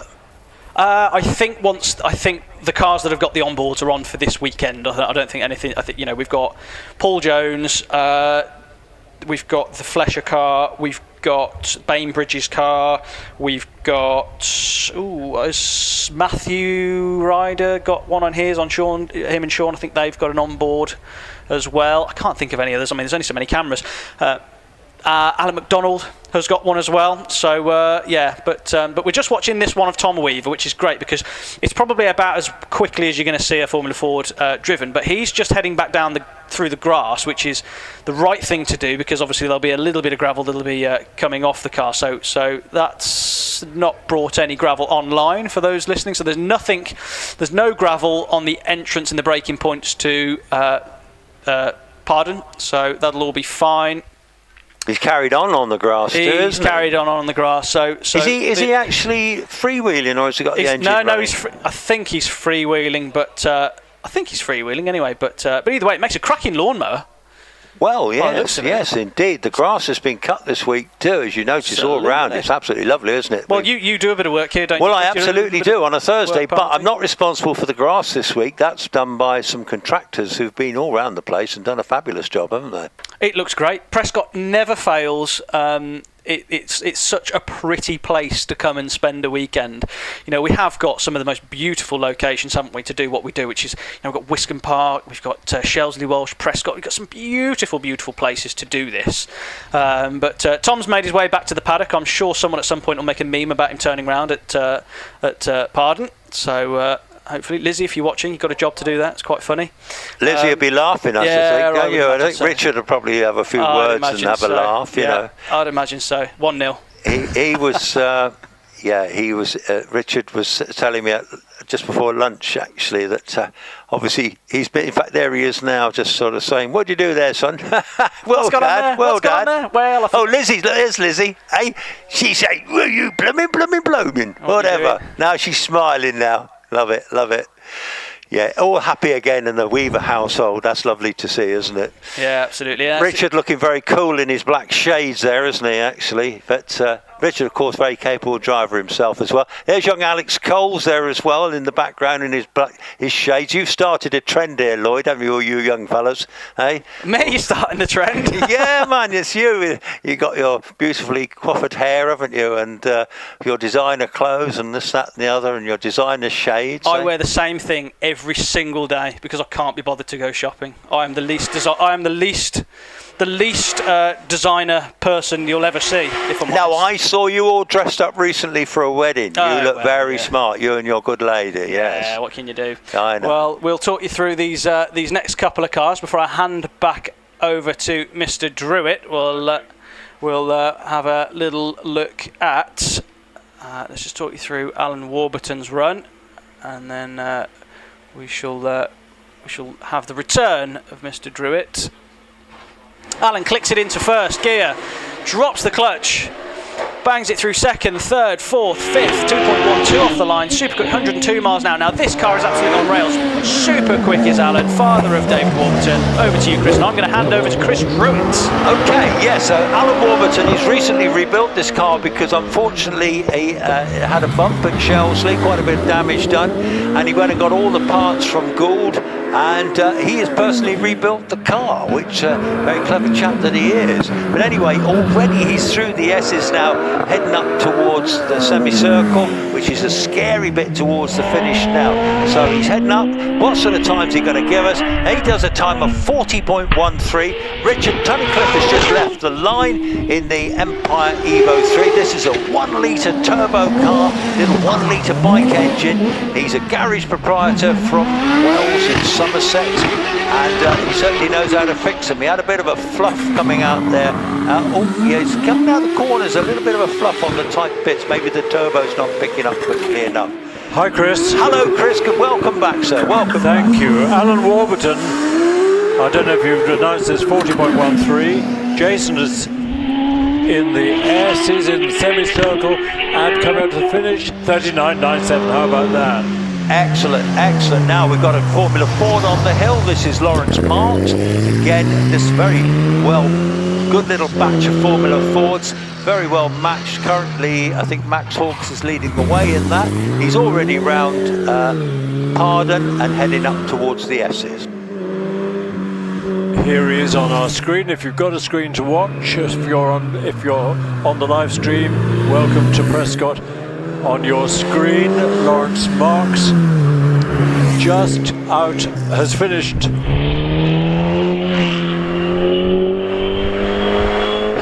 now with a 49.62. It's a good Formula Ford time. Andrew Henson, purveyor of racing cars. That's what he makes his living doing, actually. So he knows his way around racing cars. He comes from near towards Manchester way. I think he's down with his good lady wife. And of course, Nicola Dearden's his daughter. She's co-driving this car this weekend. Yeah, he often shares with Nicola, doesn't he? Yes, indeed, yeah.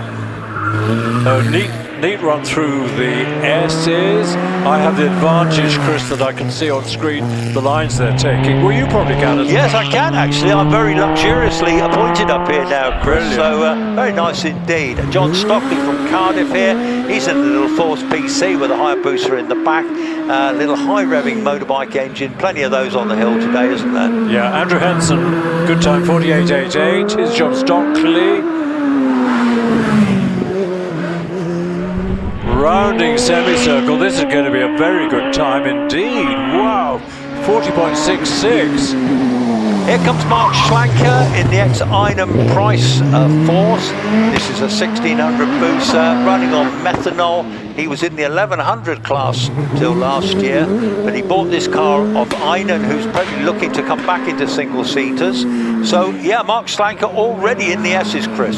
Yeah, just into the S's now. Do you think that John Stockley's time today would qualify him for tomorrow's runoff?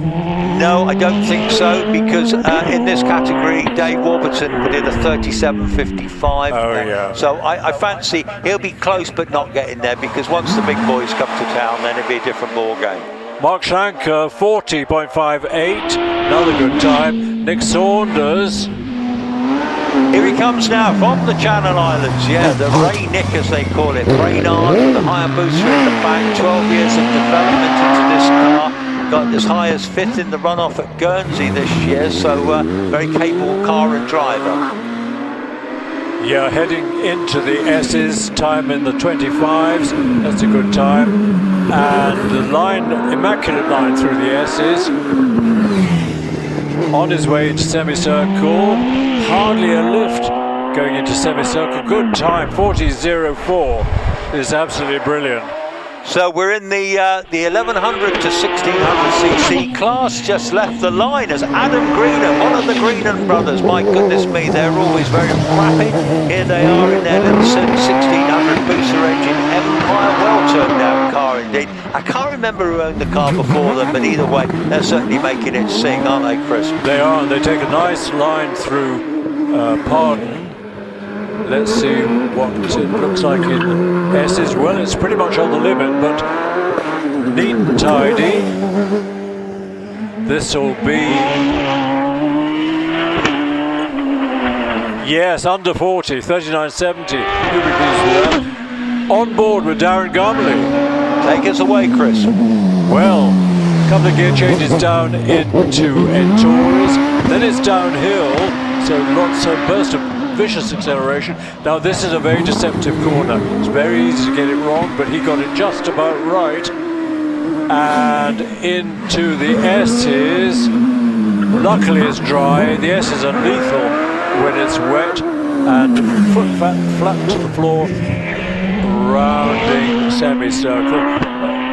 And a time of 39.15. I've got Richard Walker in the Pilbeam, the lovely old Pilbeam with the 2-litre V6 Rover engine in the back of it. Sounds absolutely tremendous. Richard, of course, sharing the car with McQuillan, not McQuillan. Richard Walker, 36.28. We've got the Pilbeam MP88 of Jonathan Evans. I don't know if that's the ex-Billy Morris time. The MP88 was a really good, neat, nice car to drive. There are quite a few around still. This is the ex-Bill Morris one, isn't it? Well, I think so, yes. Yes, it was Gavin McLaren, my name I was just searching for just now, driving the Rover engine Pilbeam. Now, who have I got now? I have got Andrew Colborne in the ex-Formula Island van Demon. Andrew is sharing with his son Aaron. 2-litre power in this one, very rapidly turned out Ford engine in the back. Jonathan Evans finishes with a 43.61 in the March. And on the line, car number 140, I recognise that sound. It's Tricia driving the Force TA with its 2-litre V8 engine built by her husband, Terry, who will be driving this car later on. Her usual immaculate start and a quick change into second gear. Andrew Colborne, 43.45. Yeah, I've got Trish in sight now. Here she comes now. The car is new to them last year. That very distinctive fluorescent helmet she's wearing. Always a very good battle between her and Terry, isn't it, Chris? It really is. She's a very competitive lady. She's done all sorts of tasks on hill climbing, including looking after spares for the Bugatti Club, Bugatti Owners. Trish taking a neat line through the S's. Will it be under 40? No, it's not. It's a 43.18. Still a respectable time. Here comes Nigel Pitt in the Tulara with the V8 TKD engine. Now, Nigel, great to see him out. They've got an OMS as well, but this is the ex-Tim Elmer car that we mentioned earlier. Beautifully turned out in that blue colour scheme. Terry Davis engine in the back, so doesn't it sound well? And of course, Nigel, very quick competitor as well, and he's here with his partner Claire Lightwood, who's a very interested spectator. And the Dallara tub is a bit heavy, but it's very strong, which is can be useful.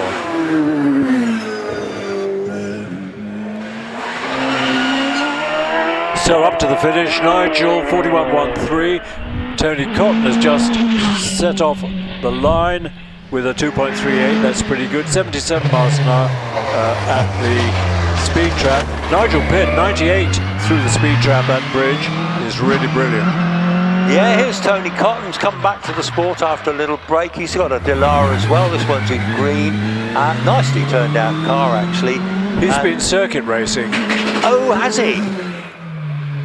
In this car, funnily enough, so it's still in circuit racing trim, which means very hard suspension, well, relatively hard suspension. But it seems to be okay for Prescott, coming up to the line with a 46.49. Ian Tucker going by me now, come up from Cornwall. He's out in his OMS2 with a very stretched Hayabusa engine in the back. Makes these long journeys from Cornwall, and he travels all over. He'll even go up to Doon in Scotland, and they have to make a couple of days of that just on the journey. Just off the line, Andy Bogood up for the Channel Islands in the 4-speed T. Ian Tucker round semicircle and records a 44.86. What can Andy do? Andy Bogood, very quick Channel Islander, in fact. He's so in practice here, he's second quickest, did a 39.24 early, and he's very rapid competitor indeed. Makes the long journey from the Channel Islands on a regular basis. Now look at this incredible car on the line. This is Jonathan Varley in the little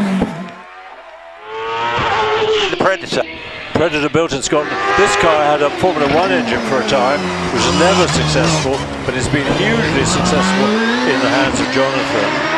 Well, he bought it from Graham White Jr. It didn't have the Predator, it had the Arrows V10 originally, but anyway, he bought it. He put this TDK V8 in the back of it, and has now won the Midland Hillclimb Championship twice in this car. It's an absolute masterpiece of squeezing things in, because it's not a small engine, but it's a very small chassis. Jonathan's always quick. 38.19, how about that? Might even be run-off material. And David Warburton, son of Alan, in the Gould GR59. Super quick young driver is David. He's number 8 on the car. He was 8th in the Hillclimb Championship last year.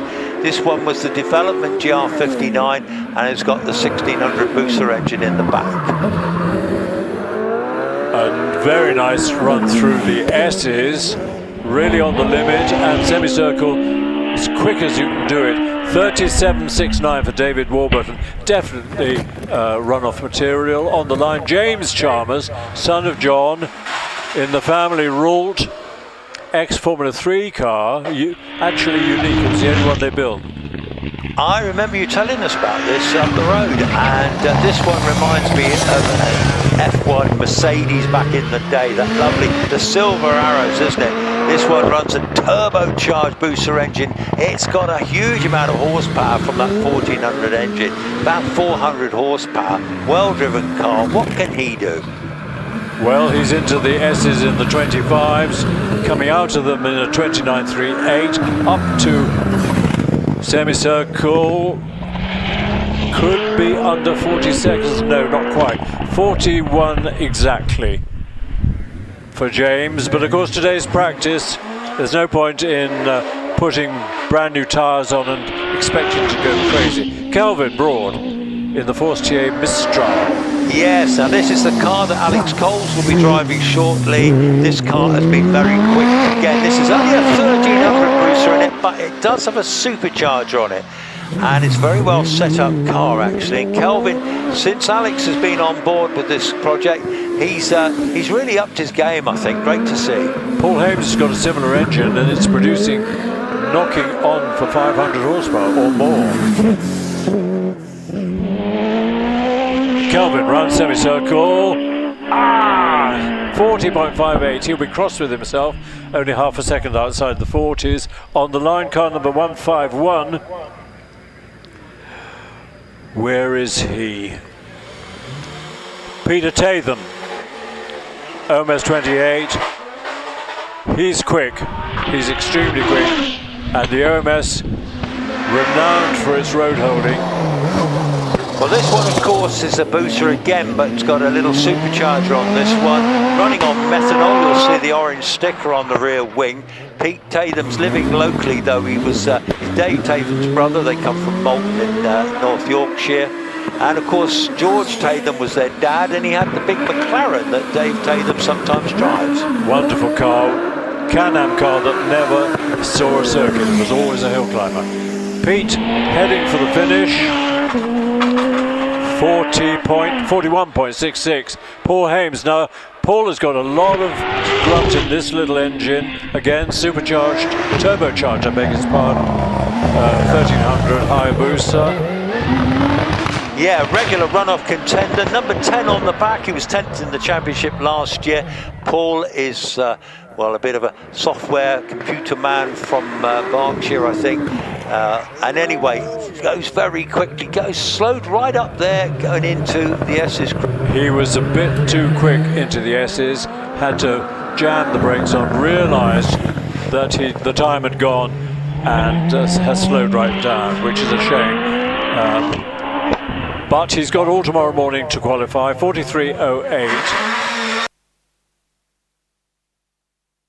Here's Gavin McLaren, car number 837. Yes, Gavin, this is one, I couldn't remember his name just now, but Gavin, yeah, sharing with Richard Walker. This is this 2-litre V6 Rover unit in the back, but old school Pilbeam, isn't it lovely? Sounds great. Pilbeams were the car to have back in the day, being superseded really by the Goulds, but Pilbeams won an awful lot of championships. We had a great celebration day for Pilbeam here a week or two ago. Good to see. Oh. That's a suspension bender, I'm afraid. Too quickly into the S's. As they say up the road, Chris, it come to an abrupt halt. Exactly. But yes, the S's, the super slick, tricky S's, claimed another victim. But I think he's absolutely fine. But unfortunately, there will be a delay while they get him sorted and get the car out of there and just make sure the barrier's all okay. I fear it's going to have to be scooped up onto a trailer because that front suspension looked as if it was pointing in every direction except the right one. Now this might be an opportunity for young Lloyd to pick up the paddock mic and maybe have a wander, Lloyd, if you're listening. Maybe go and see Rich, but me and Chris will chat away for a bit longer, won't we, Chris? We certainly will. I heard some good news. I'm not sure. There's very mixed news on the tyre front, but the good news I've heard is that Nova are into production with HillClimb tyres, and they will be available, or are available, or will be soon. That contrasts with a rather gloomy report from other runoff contenders who are saying, no, we probably won't even get Nova tyres next year. But we'll see. We'll give you a bit of news on that one. So I came down last night just for a look. Here comes the Tonka toy coming up the hill, Chris. So the yellow Tonka toy vehicle will be scooping him up perhaps in a minute. Anyway, so yes, I espied with my little eye, I noticed in Matthew Ryder's trailer there was a brand new set of Avons in there, right, which they're keeping for special occasion. And they were taking bids on it. I think they were up to about £6,000, I think. So yes, I can see the car at the moment. By the way, on the subscribers, we were up to 22,000 and something just now. It's just gone off the screen. But like and subscribe, folks, if you're watching the live screen. Fantastic coverage as ever by Rich, who's really upped his game this weekend. Not only has he got all the cars with cameras on board, but he's also got a paddock mic that can be used at times like this and at lunchtime. They'll also hear the commentators, so they can keep us posted of what's actually happening in the paddock or anyone that's got any particular Chris, can I break in? Because an HSBC business debit card has been found, and so if you're patting your pockets and thinking, no, I was going to say a rude word, but I won't. Oh dear, I've lost my debit card. Well, have a word with the ladies in the paddock office, and if it's yours, for a small fee, you'll get it back. Okay. Well, somebody will be very happy that has been handed in. That's fantastic. Gavin McLaren is out of the car. The medics are just chatting to him now, and all the marshals are sweeping, and generally they'll recover that car shortly. It doesn't look too bad. Front suspension's taken a knock. Rear wing, for some reason, has gone sideways. Well, gone a bit aslant. Yes, I fancy there'll be quite a bit of damage on that car. Probably he won't make it out tomorrow, perhaps. I fear he won't. Very unfortunate, because that's an immaculately turned out car. But these things happen. They're having a go, even in practice. There's no point you just cruising up like you're going to Sainsbury's, is it? So. But the great thing about racing cars, and it's deliberate, is that they are designed for pieces to be distributed. If you hit something solid, rather than it stopping, looking immaculate, and you've got a headache. It's the process of losing energy by getting rid of suspension parts and so on. So, I hope Gavin's okay, but certainly the car... He's walking back up, isn't he? He's with the medics now. He'll walk back to the ambulance. Yes, listen, it's not for me to say how he is, but he's walking fine back to the ambulance, which is always a brilliant sign. The car will be recovered, and our clerks of the course are up there at the moment dealing with it all. Why has the Tonka toy gone past it without so much as... Yes. I don't know. Where is it? Maybe it has to stop and turn round. Oh, that's a good thought. Maybe. I don't know. At the moment, I can't see the Tonka toy, so I don't know where that one is. But I'm sure they'll get it dealt with. I've got the ambulance is now just making its way. Here comes the Tonka toy, Chris, approaching the S's according to mine. We get a replay on screen, which of course we can't do until we know for sure that the driver's okay. Yes. Oh, it was quite a thud into the Armco, wasn't it? So annoying. That was actually a pretty horrible one, because it went in sideways, didn't it? Which has really chucked things around a bit. So that's such a shame. Anyway, the Tonka toy is currently in position, ready to hoist it up, I fancy. Question then is, does it put it on a trailer to be taken down, or dump it in the side Yes, it could dump it by Rolt there, couldn't it, or somewhere by where the ambulance parks, perhaps, or they may get the recovery truck and deal with that. But these things happen. But the main thing is the car is bent, but the driver looks okay. So Gavin, good to see that, and it was quite a moment. He was certainly trying hard, wasn't he? Yes, and it's a very fine line between overcooking going into the corner and getting it absolutely right. Hoisted up. Luckily, it's nicely balanced on the crash structure. Rear suspension as well. Not surprising, it went in sideways. So, Chris, tell me. One of your Goodwood stories, you told me once you met Emo, didn't you, in the Emerson Fittipaldi? Wasn't he having some breakfast or something? Emo was the first interview I ever did at Goodwood, quivering in my boots. And I was with my friend Nick Upton, who you know, watching people having breakfast. Emo was having his breakfast. And Nick was saying, go and talk to Emo. And I said, no, I can't do that. He's a F1 champion and he's having his breakfast. Go on, said Nick, go and talk to him. So rather quaking in my boots, I went up to Emo and said, do you think we could have a quick talk for Goodwood Radio? He said, of course. Just let me finish my breakfast and I'll be with you. So 2 minutes later, we had a wonderful chat. He was delightful. It assuaged one of my big fears when I first was invited to Goodwood to do interviews, was that A, I wouldn't recognise anybody, and B, when I said, can I talk to you for Goodwood Radio, they would say, no, shove off. But no one ever did. It was everyone. It's a magic at Goodwood. Everybody's on their best behaviour. The only rejection I had ever was from, who was driving the McLaren, who's just going to drive for Cadillac. This is my trouble. Brain is... No. Checo. Checo. Yeah, I said, hi, Checo. Can we have a quick word for Gould? He said, no, sorry, I'm not allowed to. And that was very typical McLaren. Oh, really? They always would have a girl with a telephone recording the interviews, which I thought was all a bit over the top. I then interviewed, I think it was that year, I interviewed Ron Dennis. I nearly said, why the hell do you have your girls listening and recording every interview? But he would have said, shove off or something. Yes, I can't imagine Ron Dennis was, I've never met him, but probably not the friendliest, looking at his demeanour. I've sort of watched him over the years, but I may be totally wrong. Actually, he was fine, because then I did a couple of minutes with him.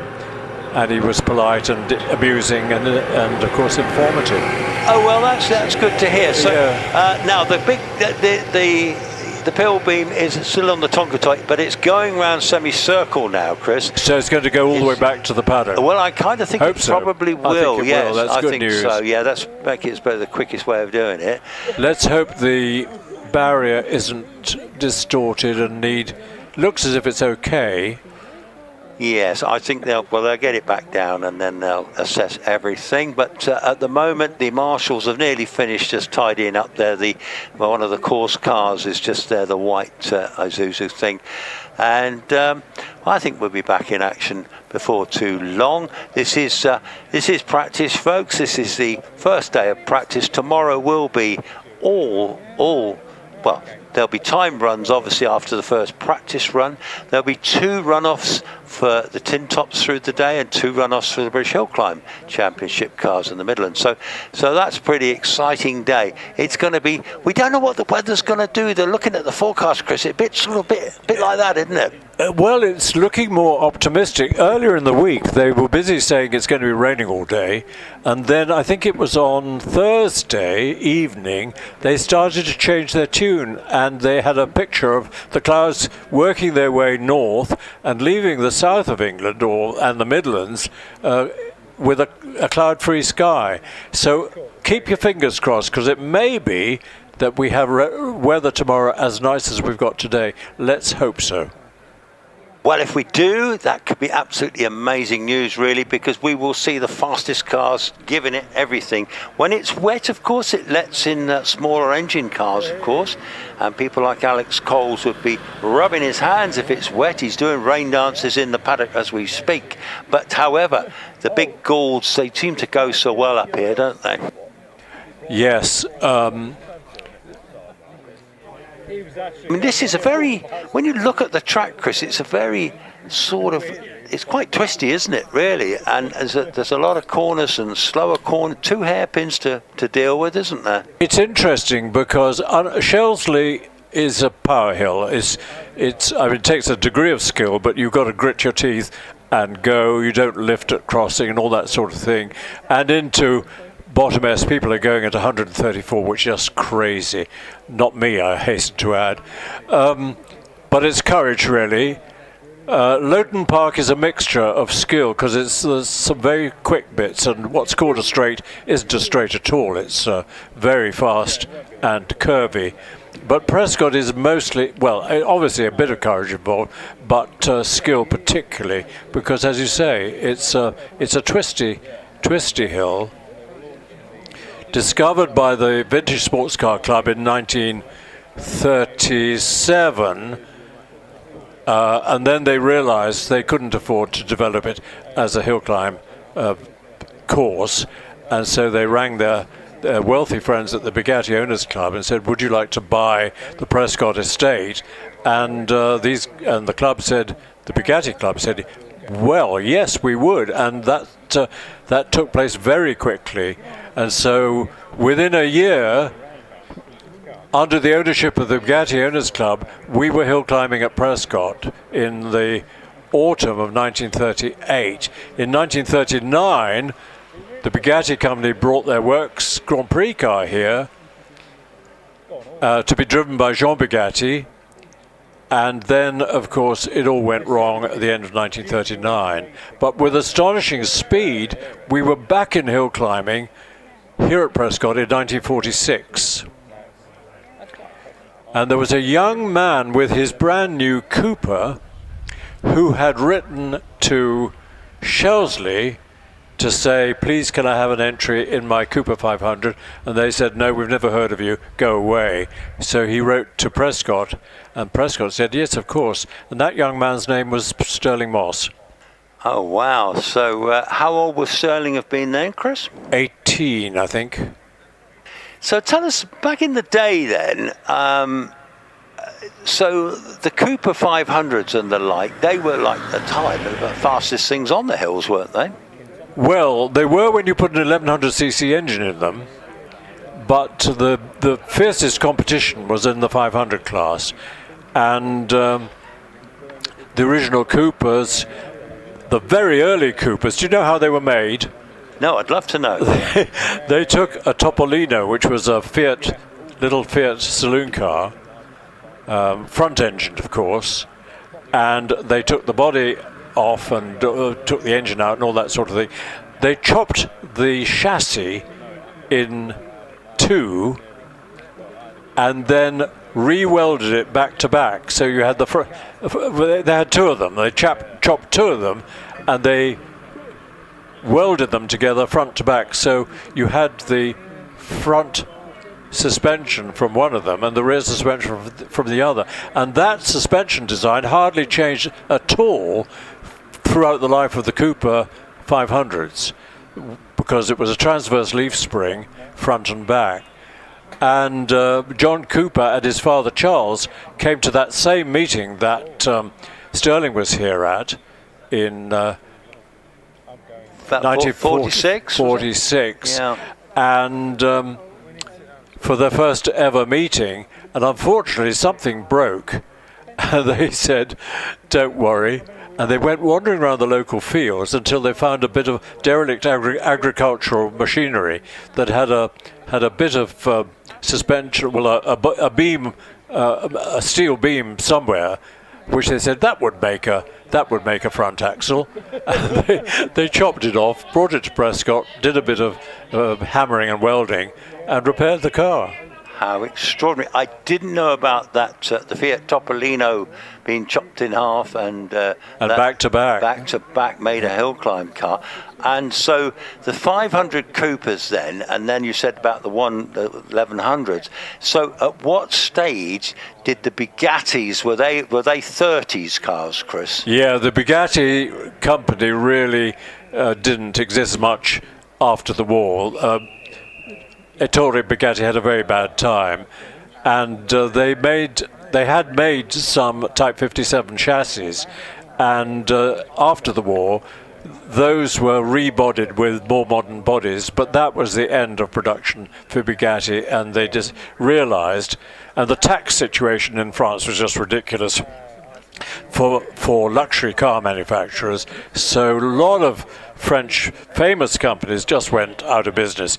Delage, Delahaye, Talbot, Bugatti, all facing this ridiculous tax, which almost killed the French motorcar industry, apart from Renault and Citroën. So you wouldn't find, we had Bugattis competing in hill climbs, not as a classic, just as a regular class runner, for quite a long time after the war, until sort of the early 50s. But you're absolutely right. In the 50s, it was Coopers and 500s. There were all sorts of different little makers manufacturing Cooper 500 racing cars, which was Formula 3 in those days. Yes, of course, yes. So, sort of like you say, by the time Sterling sort of proves, by the time you got to the 60s, you'd be into sort of, sounds like we've got something coming to the line, Chris. We have, and it's a Pilbeam, another Pilbeam. It's car number 838, which is sharing with Jonathan Evans. It's Kevin Creven. Pilbeam MP88, I don't know. You thought this was the ex-Billy Morris Yes, car. I believe so. Could well be. Mike Tregonning told me that. Yes. And this one has got a Millington in the back, so it's a pretty quick thing, isn't it? Nicely off the line, 2.26. I had about 4 or 5 years of a head-to-head competition with Billy. Lovely character. Yeah, wasn't he a potato farmer from Haverford-Westway? Exactly that. Yes, and he also had a lovely march, Chris, similar to yours, didn't he? Yeah, that was when we were really competing together. We both had the March 782 Formula 2 car. If you look in about page 12 of your programme, there's a tribute to our beloved commentator and competitor and member, Chris Druitt, who's on the mic down there now. Don't embarrass me too much. I will. I love embarrassing you, Chris. You're worth it. I was in tears this morning. I couldn't believe it. Well, I think it's wonderful, mate. I think it's wonderful and well deserved. Aaron Colburn, off he goes, 839, good start. Here he comes now in that very pretty ex-Formula Ireland Van Diemen 2-litre Ford power. He's sharing it with his father. They're both sort of engineers. They can build these cars and engines, very clever engineers. I think they're based near Hartpury, near Gloucester. Here's the Graham Wynne owned GR59, but I have a feeling it's not being driven by Graham, because very kindly he's lent it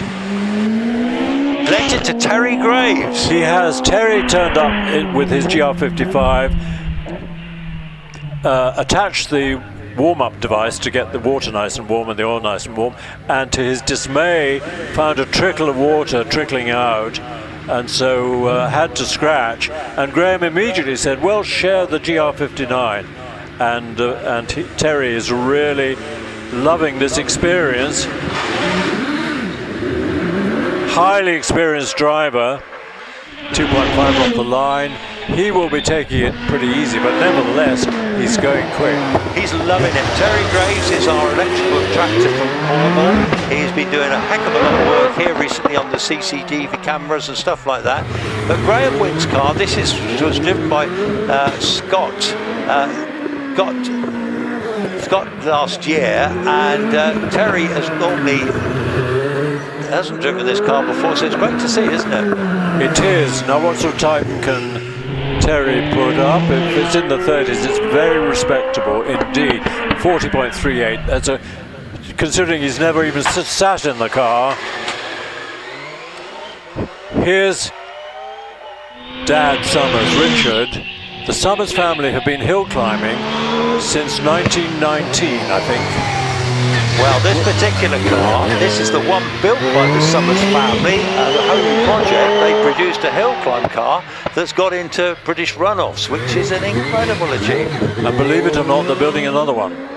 So they say, yes, well on the way, isn't it? Well, the tub we've seen a picture of, but there's, of course, a lot of work still going.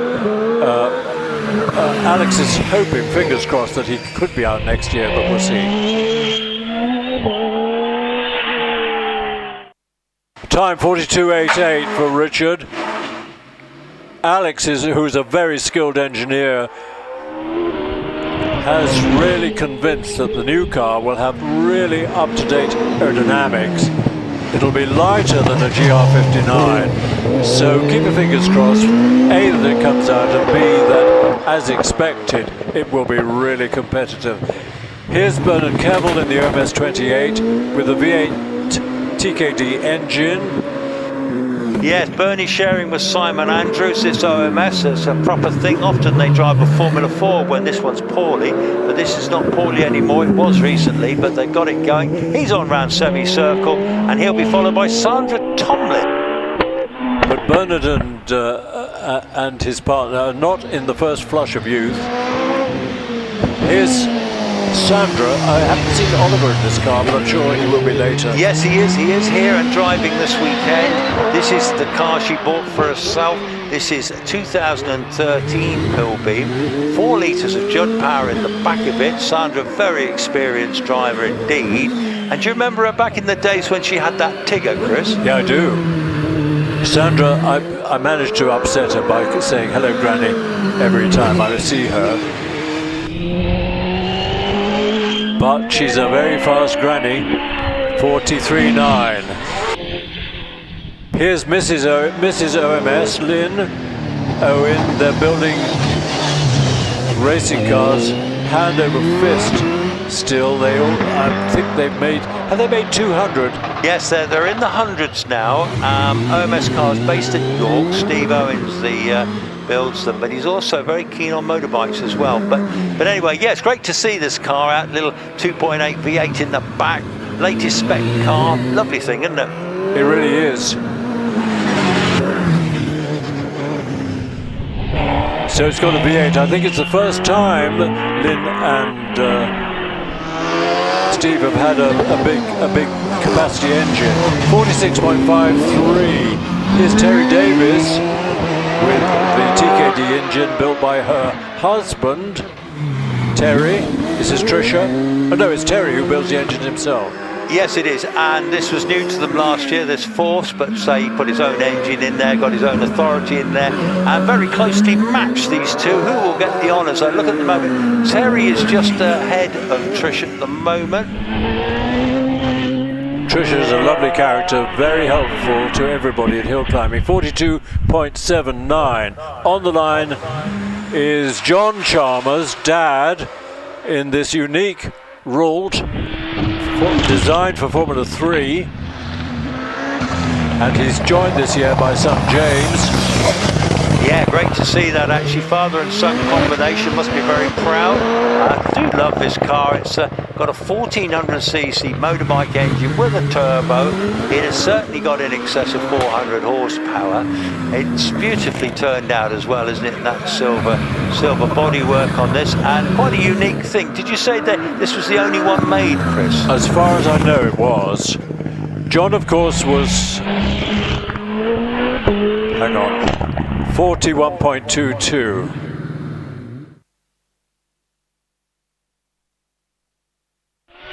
Alex Coles is also extremely quick. Here he comes now. Alex Coles, this sensational young driver from Plymouth, trainee apprentice electrician, nearly finished on that, but he can drive a racing car. He's here with his father Neil.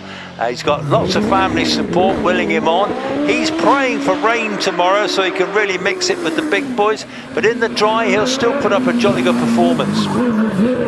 Absolutely chucks the car through the S's, perfect line. Let's see, round and 37.53, that's brilliant. Yeah, that's a fabulous time, isn't it?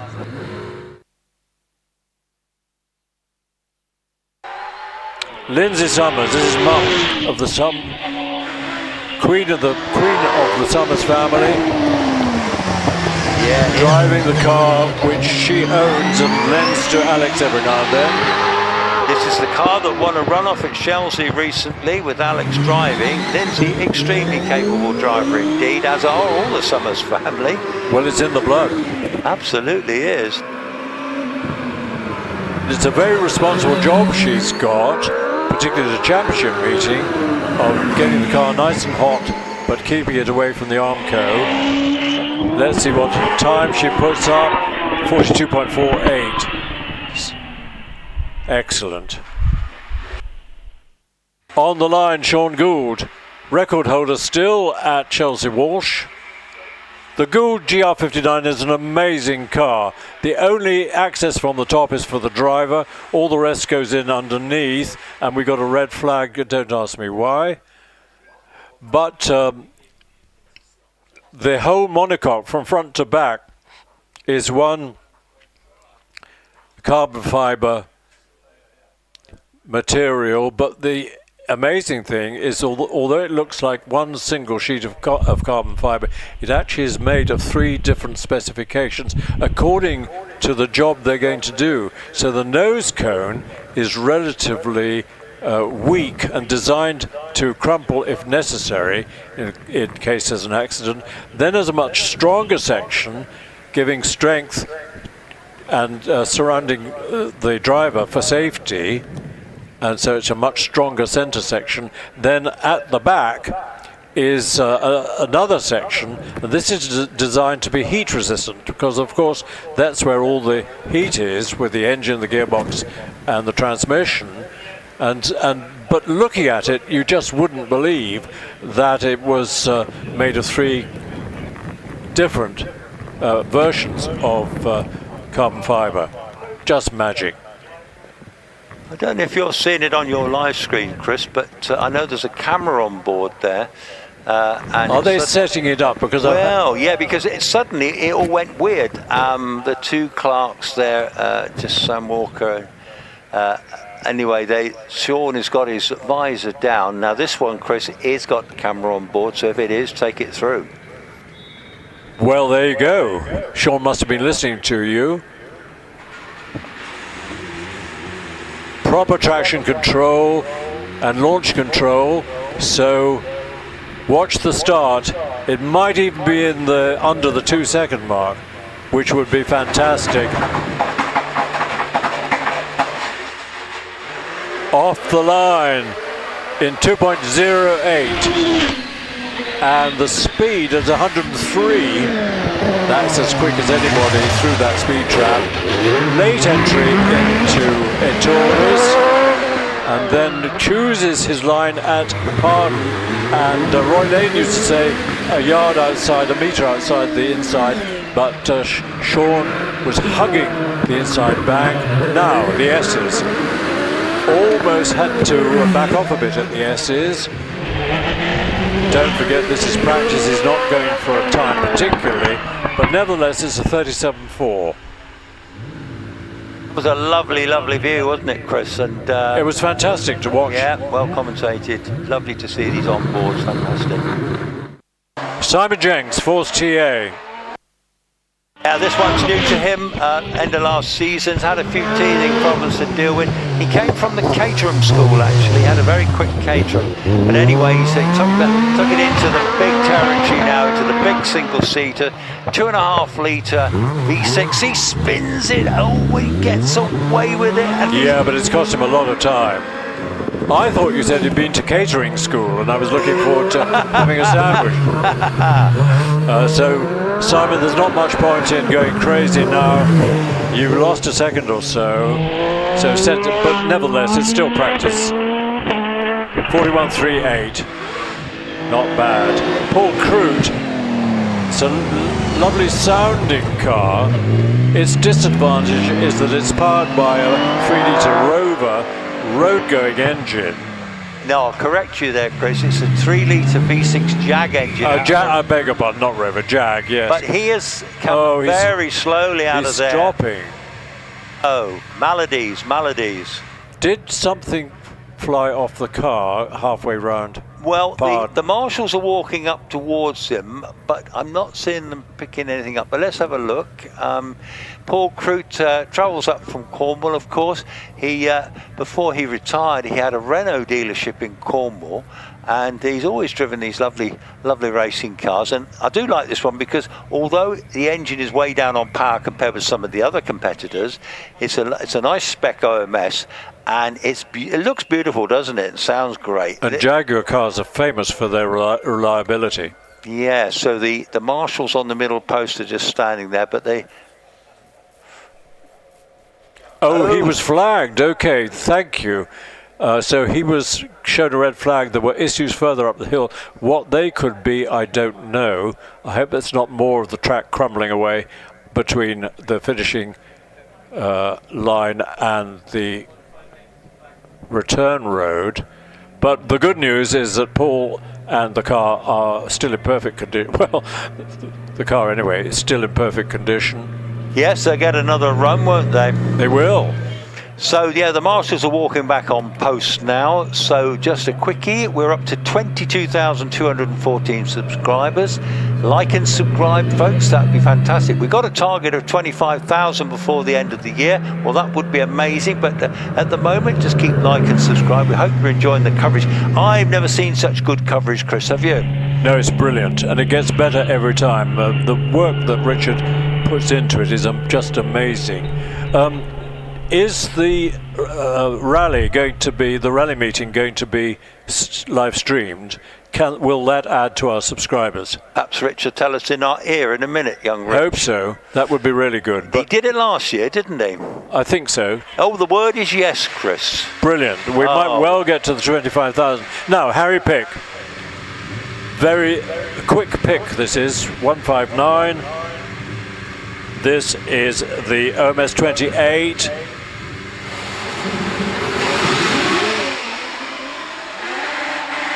Yes, young Harry Pick from Leamington Spa, son of John Pick, who drives the Mattia. Anyway, young Harry in the latest spec OMS 28. With what engine? IndyCar V8 in the back. Really? So it's a proper old thing, a proper young thing really, and he's a young driver too. What can he do? Well, just looking earlier, he did a 14.64. So he'd be looking to improve on that, but it is only practice. I think he might have early tyres rather than new ones because the car is sliding a lot. So Harry's sensibly taking it relatively easily and records a 40.37. Quicker than earlier, so he's got progressive. In fact, he was 42 seconds in his first run, so got quicker. Here comes Ed Burgess, holder of the Bugatti record up the hill in a Type 51. Ed Burgess in the ex-James Baxter GR55 Gould. Again, 2.5 litres, V6 in the back. Ed's getting quicker and quicker and more confident, more capable in this car. What do you think, Chris? Was this the Tony Marsh car? Remember it as James Baxter's, but you may well be right. But certainly that V6 engine won the championship in the hands of Junior up in Scotland. Oh, Graham White. Graham White, 39.97 for Ed. He'll be pleased to be under the 40-second mark. Now Graham Wynne, who very kindly has lent the car to Terry Graves. Here comes Graham Wynne. OBE, of course, his wife Jenny is also an OBE, so they're a twin OBE family. He bought this car, this latest spec Gould, as his retirement present, and my goodness me, he's certainly enjoying his retirement, isn't he? He's got a pacemaker, keeping everything going. He went to Australia and wondered why he felt tired all the time, and he discovered the pacemaker needs turning round because you're now in the southern hemisphere, otherwise the poles are wrong and it's not giving the correct pulse. 39.92. What an extraordinary story, Chris. I thought you were a wind-up then. Surprised. I never realised if you have a pacemaker and you're going to Australia or New Zealand, go and see your doctor and get it inverted. Now, delay for Debbie with the MP4T. A lot of people surrounding her and giving her words of advice and switching the engine off. What's happened, I wonder? They're all looking rather anxiously at the transmission. Richard, father-in-law, round the back of the car. This, of course, is the car the family built. I'm being hit from behind as punishment for rudeness. Yeah, being pushed back. I don't know if that's going to go back into the paddock. Lloyd, who knows absolutely everything, thinks it may be a half shaft, which is sad. Shame, because Debbie is new mother, isn't she? And she's come back to the track now. Very quick lady driver indeed. I think she's held hill records for ladies as well, hasn't she, in the past? Not sure, but Alex is now, he's with Aston Martin, based in Wellesbourne. Not many people know that Aston Martin have a facility in Wellesbourne, and they've moved there, and Debbie really loves it there. It's a nice little town, Wellesbourne.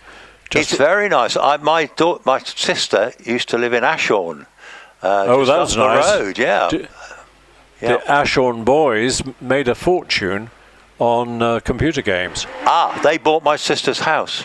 One of them did, yeah. One of them did. Well, they were brave enough to sue Sony. Oh, interesting. Yes. Sony tried to stop them using a bit of their software. They said no, we've got every right to, and they won a lot of money, which helped a lot. Now on the line, 154, Simon Andrews in the OMS. part of the Simon with Bernard enjoying a great fun retirement hobby. Well, look at this, the OMS, yeah, they got a Formula Ford as well, but they come motor racing at the weekends. What a lot of fun this is. They've got 2.8 litre in the back of that V8, so that's a quick thing. And, wow, can't think of anything better, drive a nice single-seater in retirement. Exactly. You're not going to get bored, are you? Absolutely not. No, what, Simon? Simon sensibly taking it relatively easily through the S's. There's no point in going crazy, A, because you spoil the car, and B, you don't really achieve anything. You're not going to get in the runoff anyway. 44.4. Here's Oliver. Well, I was wondering if Oliver was here with his mum, Sandra, and he is, and here he is. Spectacular. Look at the helmet as well. It's sort of matching the car as well with the white and the flames. Bit of a moment coming out of Pardon there, but he gets it going again. And anyway, Oliver, very capable driver himself. What can he do? Maybe he's on middle-aged tyres as well, because it was sliding a bit. Yeah, I think a lot of people are struggling on the tyre front. I think they are. Well, they're not going to waste good tyres when there's a runoff tomorrow. Anyway, 40.72 for Oliver Tomlin, and he's followed closely by Stephen Owen, Mr. OMS, who's driving the OMS 28 with the RPE little V8 engine, 3.2 litres. So they haven't got a lot of, well, they've got enough power, but nothing compared with the top class. Yeah, still a handy little package, great chassis, great car, well built by Stephen, and well, nice to see, isn't it? Paul Kruter's on his rerun now, isn't he? According to, yeah, so 41.01 for Stephen Owen. Here comes Paul Crute on his rerun in the Jag engine OMS. Love the colour scheme on this car, and Paul Crute is a lovely chap. Go and have a chat with him in the paddock. I'm sure he'd be very happy to talk to you. He was flagged, wasn't he, Paul? Yes, he was. That's right. On the line, Jack Cottrell.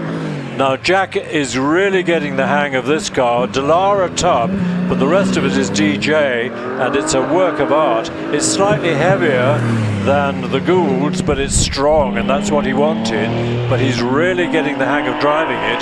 So, will he get in the runoff? I wouldn't be at all surprised. He wasn't. I think he will, and he's got to most runoffs this year, got plenty of points too. But look at him now, folks. Here he comes now. That V8 screaming away in the back there.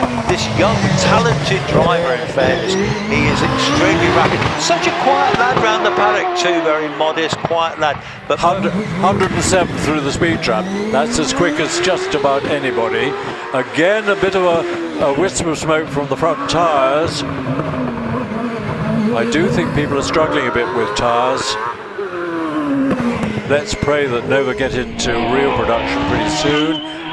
Now, Jack, 38.53, so tomorrow he might well qualify. In the meantime, David Wren in the Gould GR55B, one of the most successful hill climb cars of all time, won the championship many times. Yeah, here comes David Uren. Yeah, shares this car regularly with Nicola Menges, Wallace's wife. But as you say, the ex-Martin Groves car got done the 22s at Shelsley in its time and has won the championship at least 3 times. Still very competitive with that Cosworth engine in the back of it. Over to you. Is it the car that Scott Moran got the championship in? No, I don't think Scott's ever won in this one. I think he's got his own one, hasn't he? Anyway, David, 37.25, respectable for the practice day. Trevor Willis, who's won the HillClimb Championship 3 times, brilliant driver, but a bit short of power in the OMS. He wished he had another couple of hundred horsepower. Well, he's still super quick though, isn't he? His lines are immaculate. It's a superb driver. Again, another quiet man round the paddock, but an absolute demon when you put him behind the wheel. They call him Scary Trev for the reason that he is very quick. Absolutely perfect line, and that's traditional for Trevor. Will it be in the 37s? Or even better, we shall see. No, it's a 39.96. Now then, on the line, our champion, for many years. Wallace Mingus, Gould GR59, always an undramatic start, but a very quick one. 64 feet, 1.94 is the quickest I've seen today. Is there a better looking car on the hill? Those spectacular fluorescent wheels, the red colour scheme, the Union Jack helmet.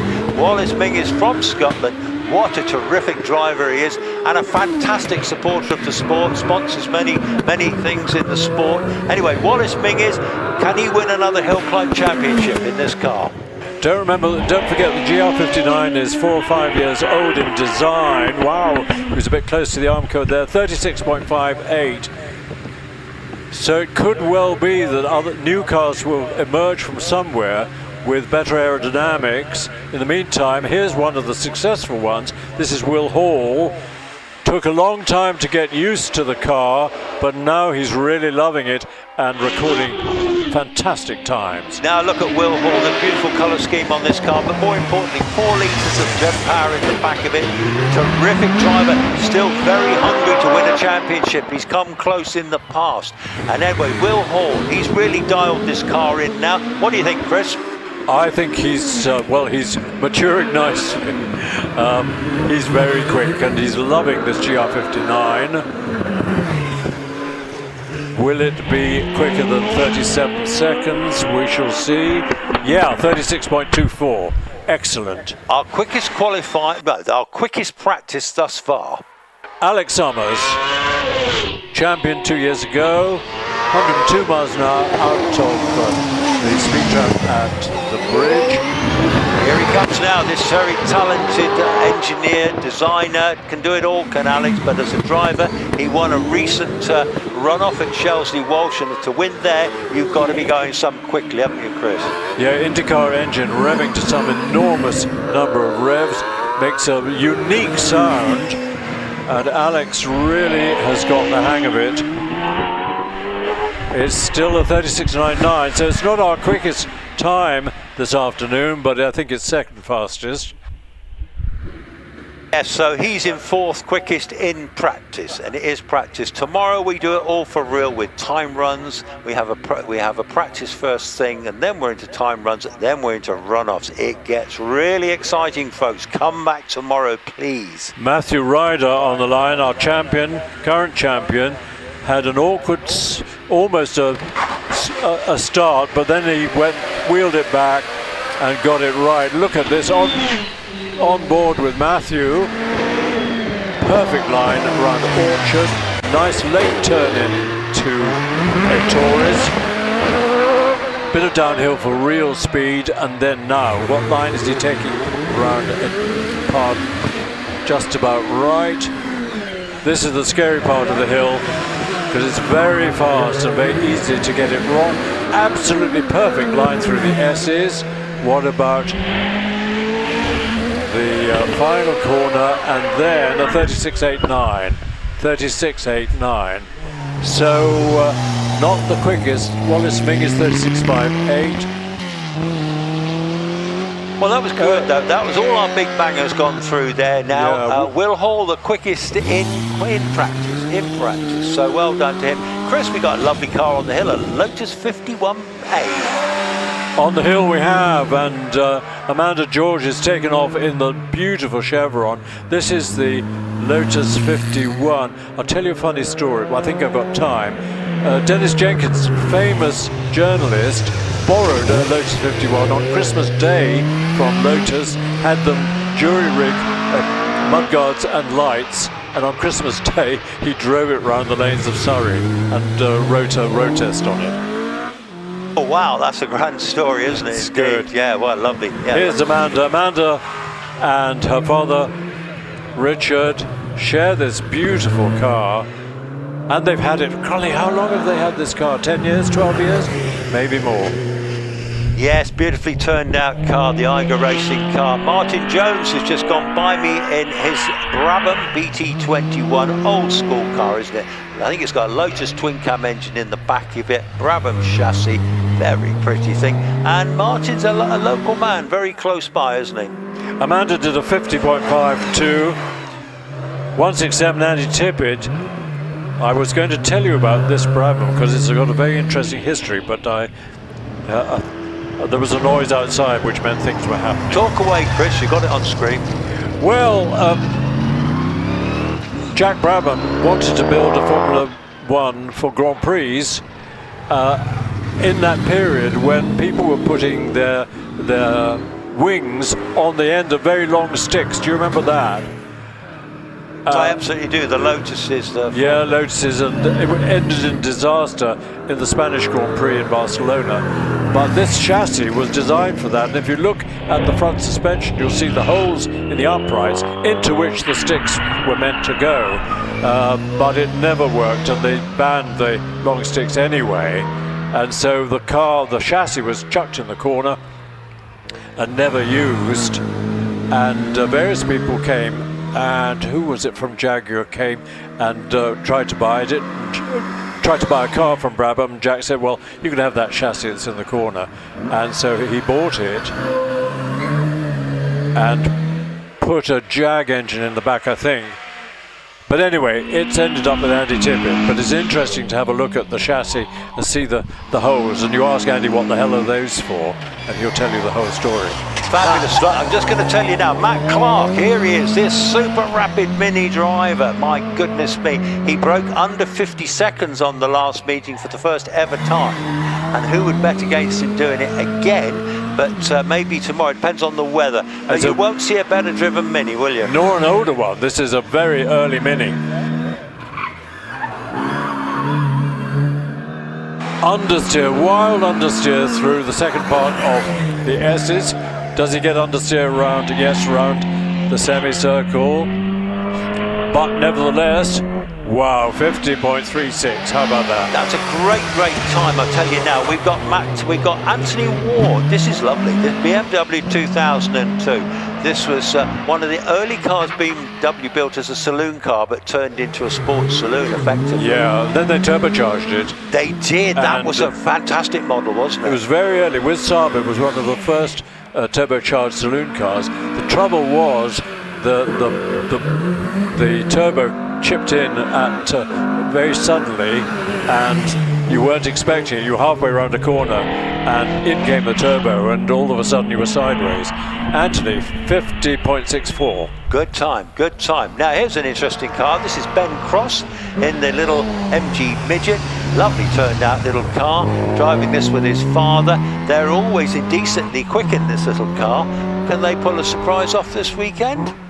Well, this is all handicap, of course, yeah, isn't it? they always surprise us. And of course, Ben with the film star looks. All the girls swoon over Ben. Oh, that's why they're not following me. Or me. Yeah, Ben. I keep saying this, in a way it's a pity the Sprite Mark II and the MG Midget had much more normal lines than the original Frog Eye, which I preferred, but actually it was much more practical. Time for Ben Cross, 52.22. This is 178. Stephen Norris in the MGB Roadster. Yeah, he's got a restoration business in cars close by near Tewkesbury, and he came into the sport last year in this MGB, and he's been making little modifications to it ever since. And of course, he loves doing this Fassi Championship. Yeah, and I've spent the whole day without explaining what Fassi is all about. So if you're here tomorrow, I promise I'll tell you. Otherwise, Fassi will be fining me a penalty. Italian crane company, aren't they, Chris? They are. We better mention that. The cranes that you see on the back of trucks. Ah, right, yes. That's the difference. Now, here's Simon Firth Bernard in the Sunbeam Alpine. Now, that's an unusual... No, you mustn't say Alpine. Oh, my goodness, it's an Alpine. It's an Alpine. Alpine, I know. There is Alpine and Alpine, isn't there? Because Alpine is the Renault, is that correct? Alpine is the French one, yeah. Yes, well, goodness me. Now, this is interesting. This is an Italian job. This is Lee Carter, tiny little Fiat 695 SS. Tiny little twin-cylinder thing, isn't it? Not loads of power, but beautifully turned out. Lovely little thing, isn't it? Yeah, they used to race the Minis in European Touring Car Championships in the Mini class. and it was very much nip and tuck between Mini and Fiat. And the Fiats always ran with the boot open, and no one ever knew why. Was it for cooling purposes or was it for aerodynamics? And nobody still knows why, really. Yes, well, that's true, but they're rather lovely, aren't they? I think he's got 2 or 3 of these, he was telling me, actually. They've still got 2-cylinder engines, these ones. Yes, this is, of course, the early ones, isn't it? Yeah. Yeah, very much so. The modern ones with turbochargers and all sorts. The very early ones had suicide doors. I'm not sure if this one has. When you say suicide doors, what do you mean? Hinged at the back. Oh, right. So if the wind gets under them, they're suddenly open and you're getting fresh air. Oh, wow. So, who have we got next, Chris? Well, we got a time for Lee Carter of 67.82, and we got Martin Rawson, the MG Midget.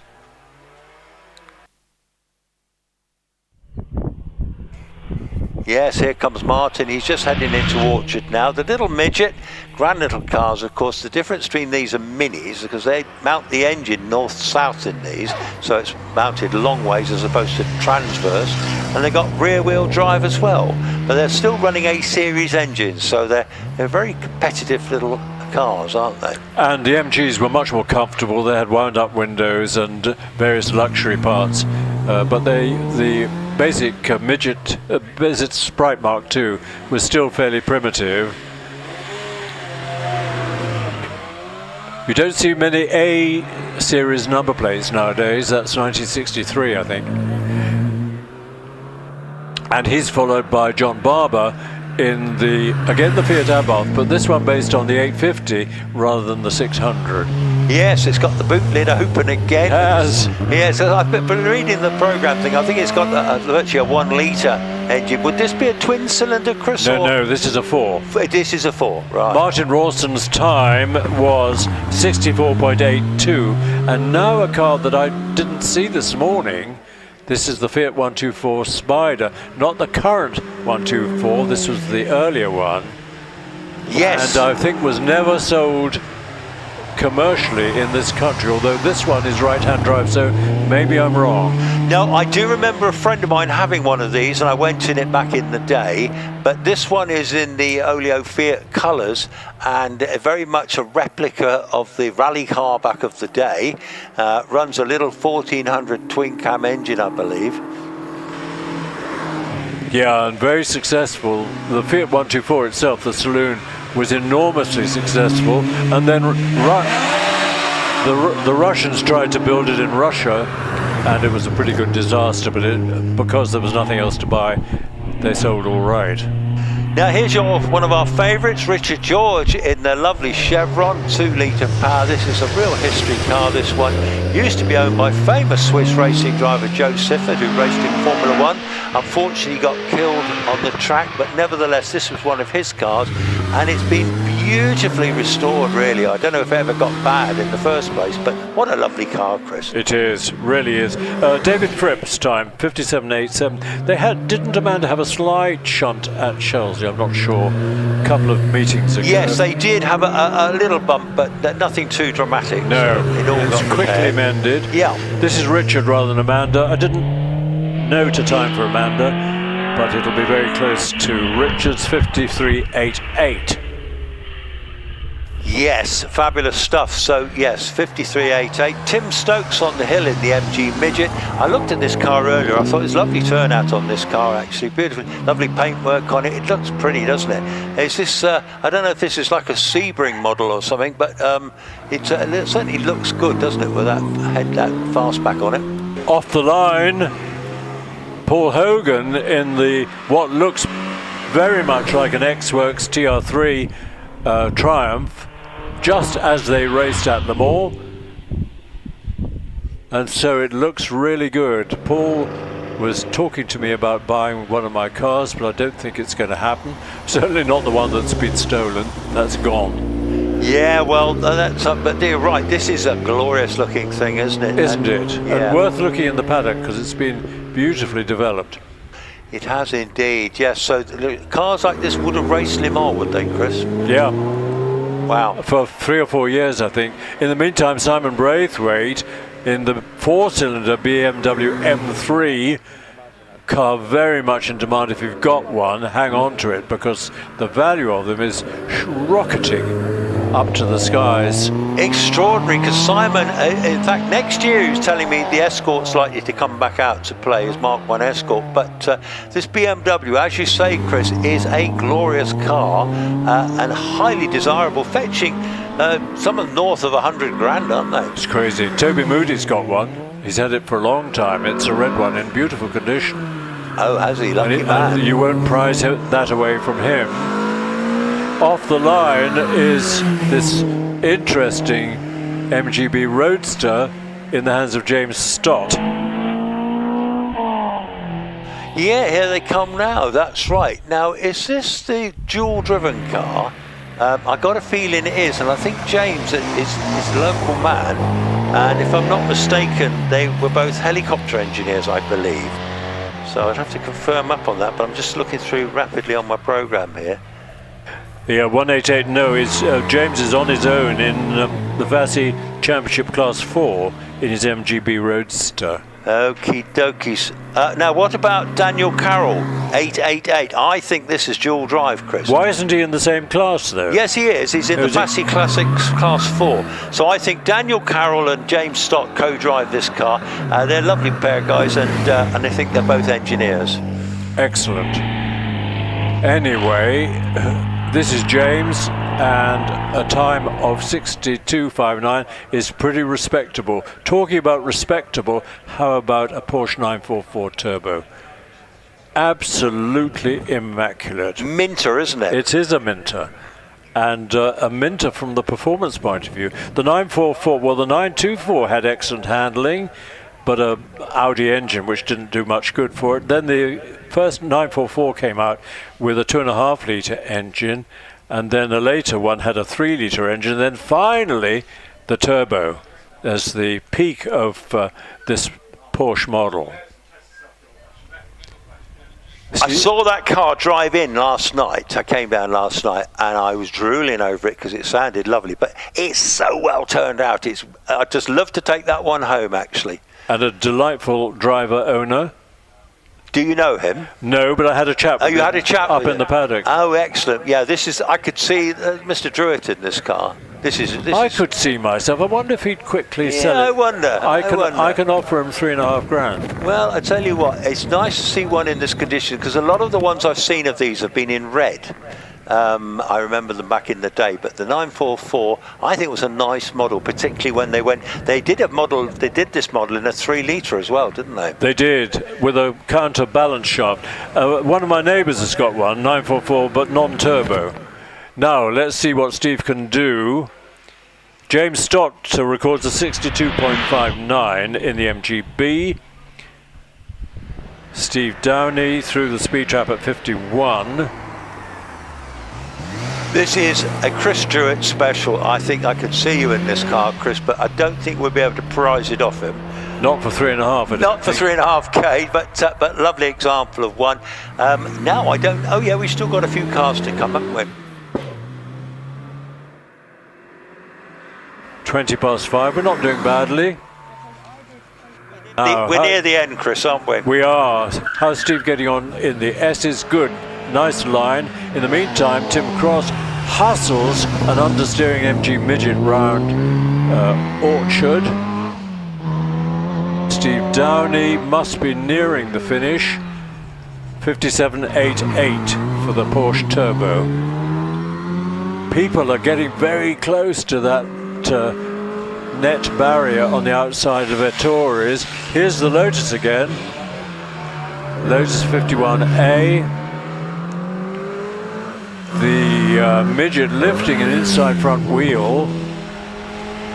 Loving that little Lotus, actually. Pretty little thing. That's a shared drive, isn't it? And seen a bit of this car this year. Old school Lotus, I think I call them a bit proper, really. They haven't got all the gizmos and gazmos on them, have they, really? Well, my first Hillclimb car was even earlier, a Lotus 18 Formula Junior. And if we got under 50 seconds, we thought we were doing really well. Which we were, I suppose. Well, yes, indeed, indeed. Well, here comes Jeremy Rivers Fletcher in this extraordinary Buckler Bellamy Special. This thing's got a little Triumph motorbike engine in this tiny little thing, that short wheelbase. It must be the most evil thing to drive quickly around a corner. It was evil when Jeremy's dad first built it, but Jeremy sorted out the handling, and this car, if you could call it a car, is for sale.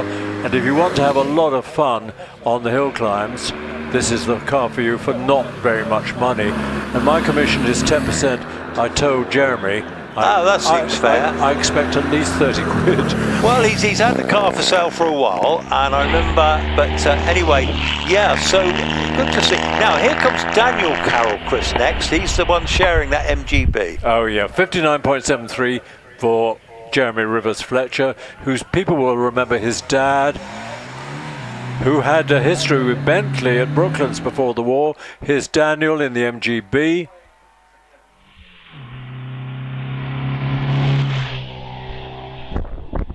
Yes, here he comes now. Got the soft top open, obviously. Just the day for it today, actually. And we're very much approaching the end of our first day of practice. I'm told this car started life with rubber bumpers. Do you remember the rubber bumper? I do, and when they came out, I think they were made for the American market for all the safety rubbish. They were. They had to crank up the suspension, so it was a very long travel suspension to cope with the American parking regulations. Oh wow, that's interesting. Daft, isn't it? Well, yeah. So the rubber bumper MGB would have difficulty pulling the skin off a rice pudding.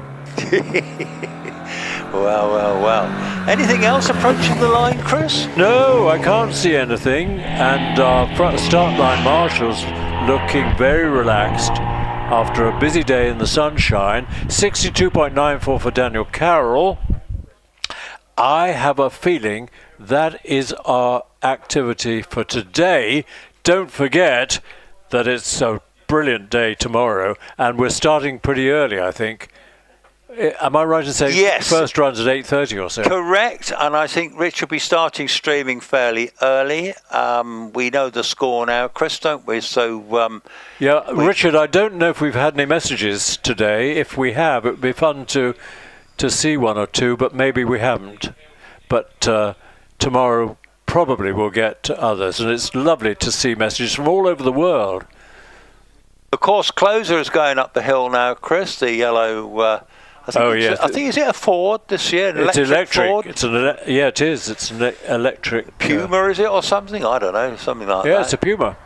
Yeah. Listen to this, Nick Green. What a wonderful commentary pairing the two Chris's make. Ooh. I can't say anything, can I? I had to pay for that one. I tell you what, give them some more money. Give them some more, Chris. Thank you, Nick. Keep them coming in, Nick. Thank you very much. Yeah. But anyway, Chris, tomorrow, very sadly, is you told me that you're going to be retiring, but you're going to be on the list for next year as the emergency should the need arise. Let's hope it does. Well, yes, as long as I'm not fast asleep in my bed or fast asleep in front of the telly. But no, it would be a privilege to be invited to come back. I do enjoy it. I still enjoy it like crazy, but the time has come when, as a regular 7 or 8 times a year, weekends, I think those days must stop. Well, you obviously go elsewhere as well, as we know. And, I do. I did. You did. But, folks, tomorrow, Chris will be doing his thing again. It'll be fantastic.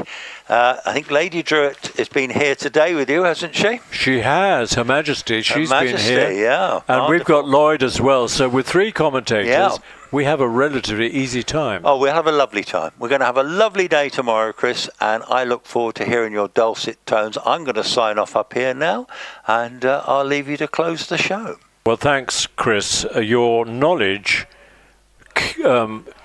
gained from going around and talking to people, which is something I have never done enough of, is quite stunning. And I find it really interesting to hear about people, where they live, what they do for a living. So thanks for that, and we'll have another episode tomorrow, which I'm looking forward to. And Lloyd, maybe we haven't put you to too much work, but tomorrow there will be more, I can promise you.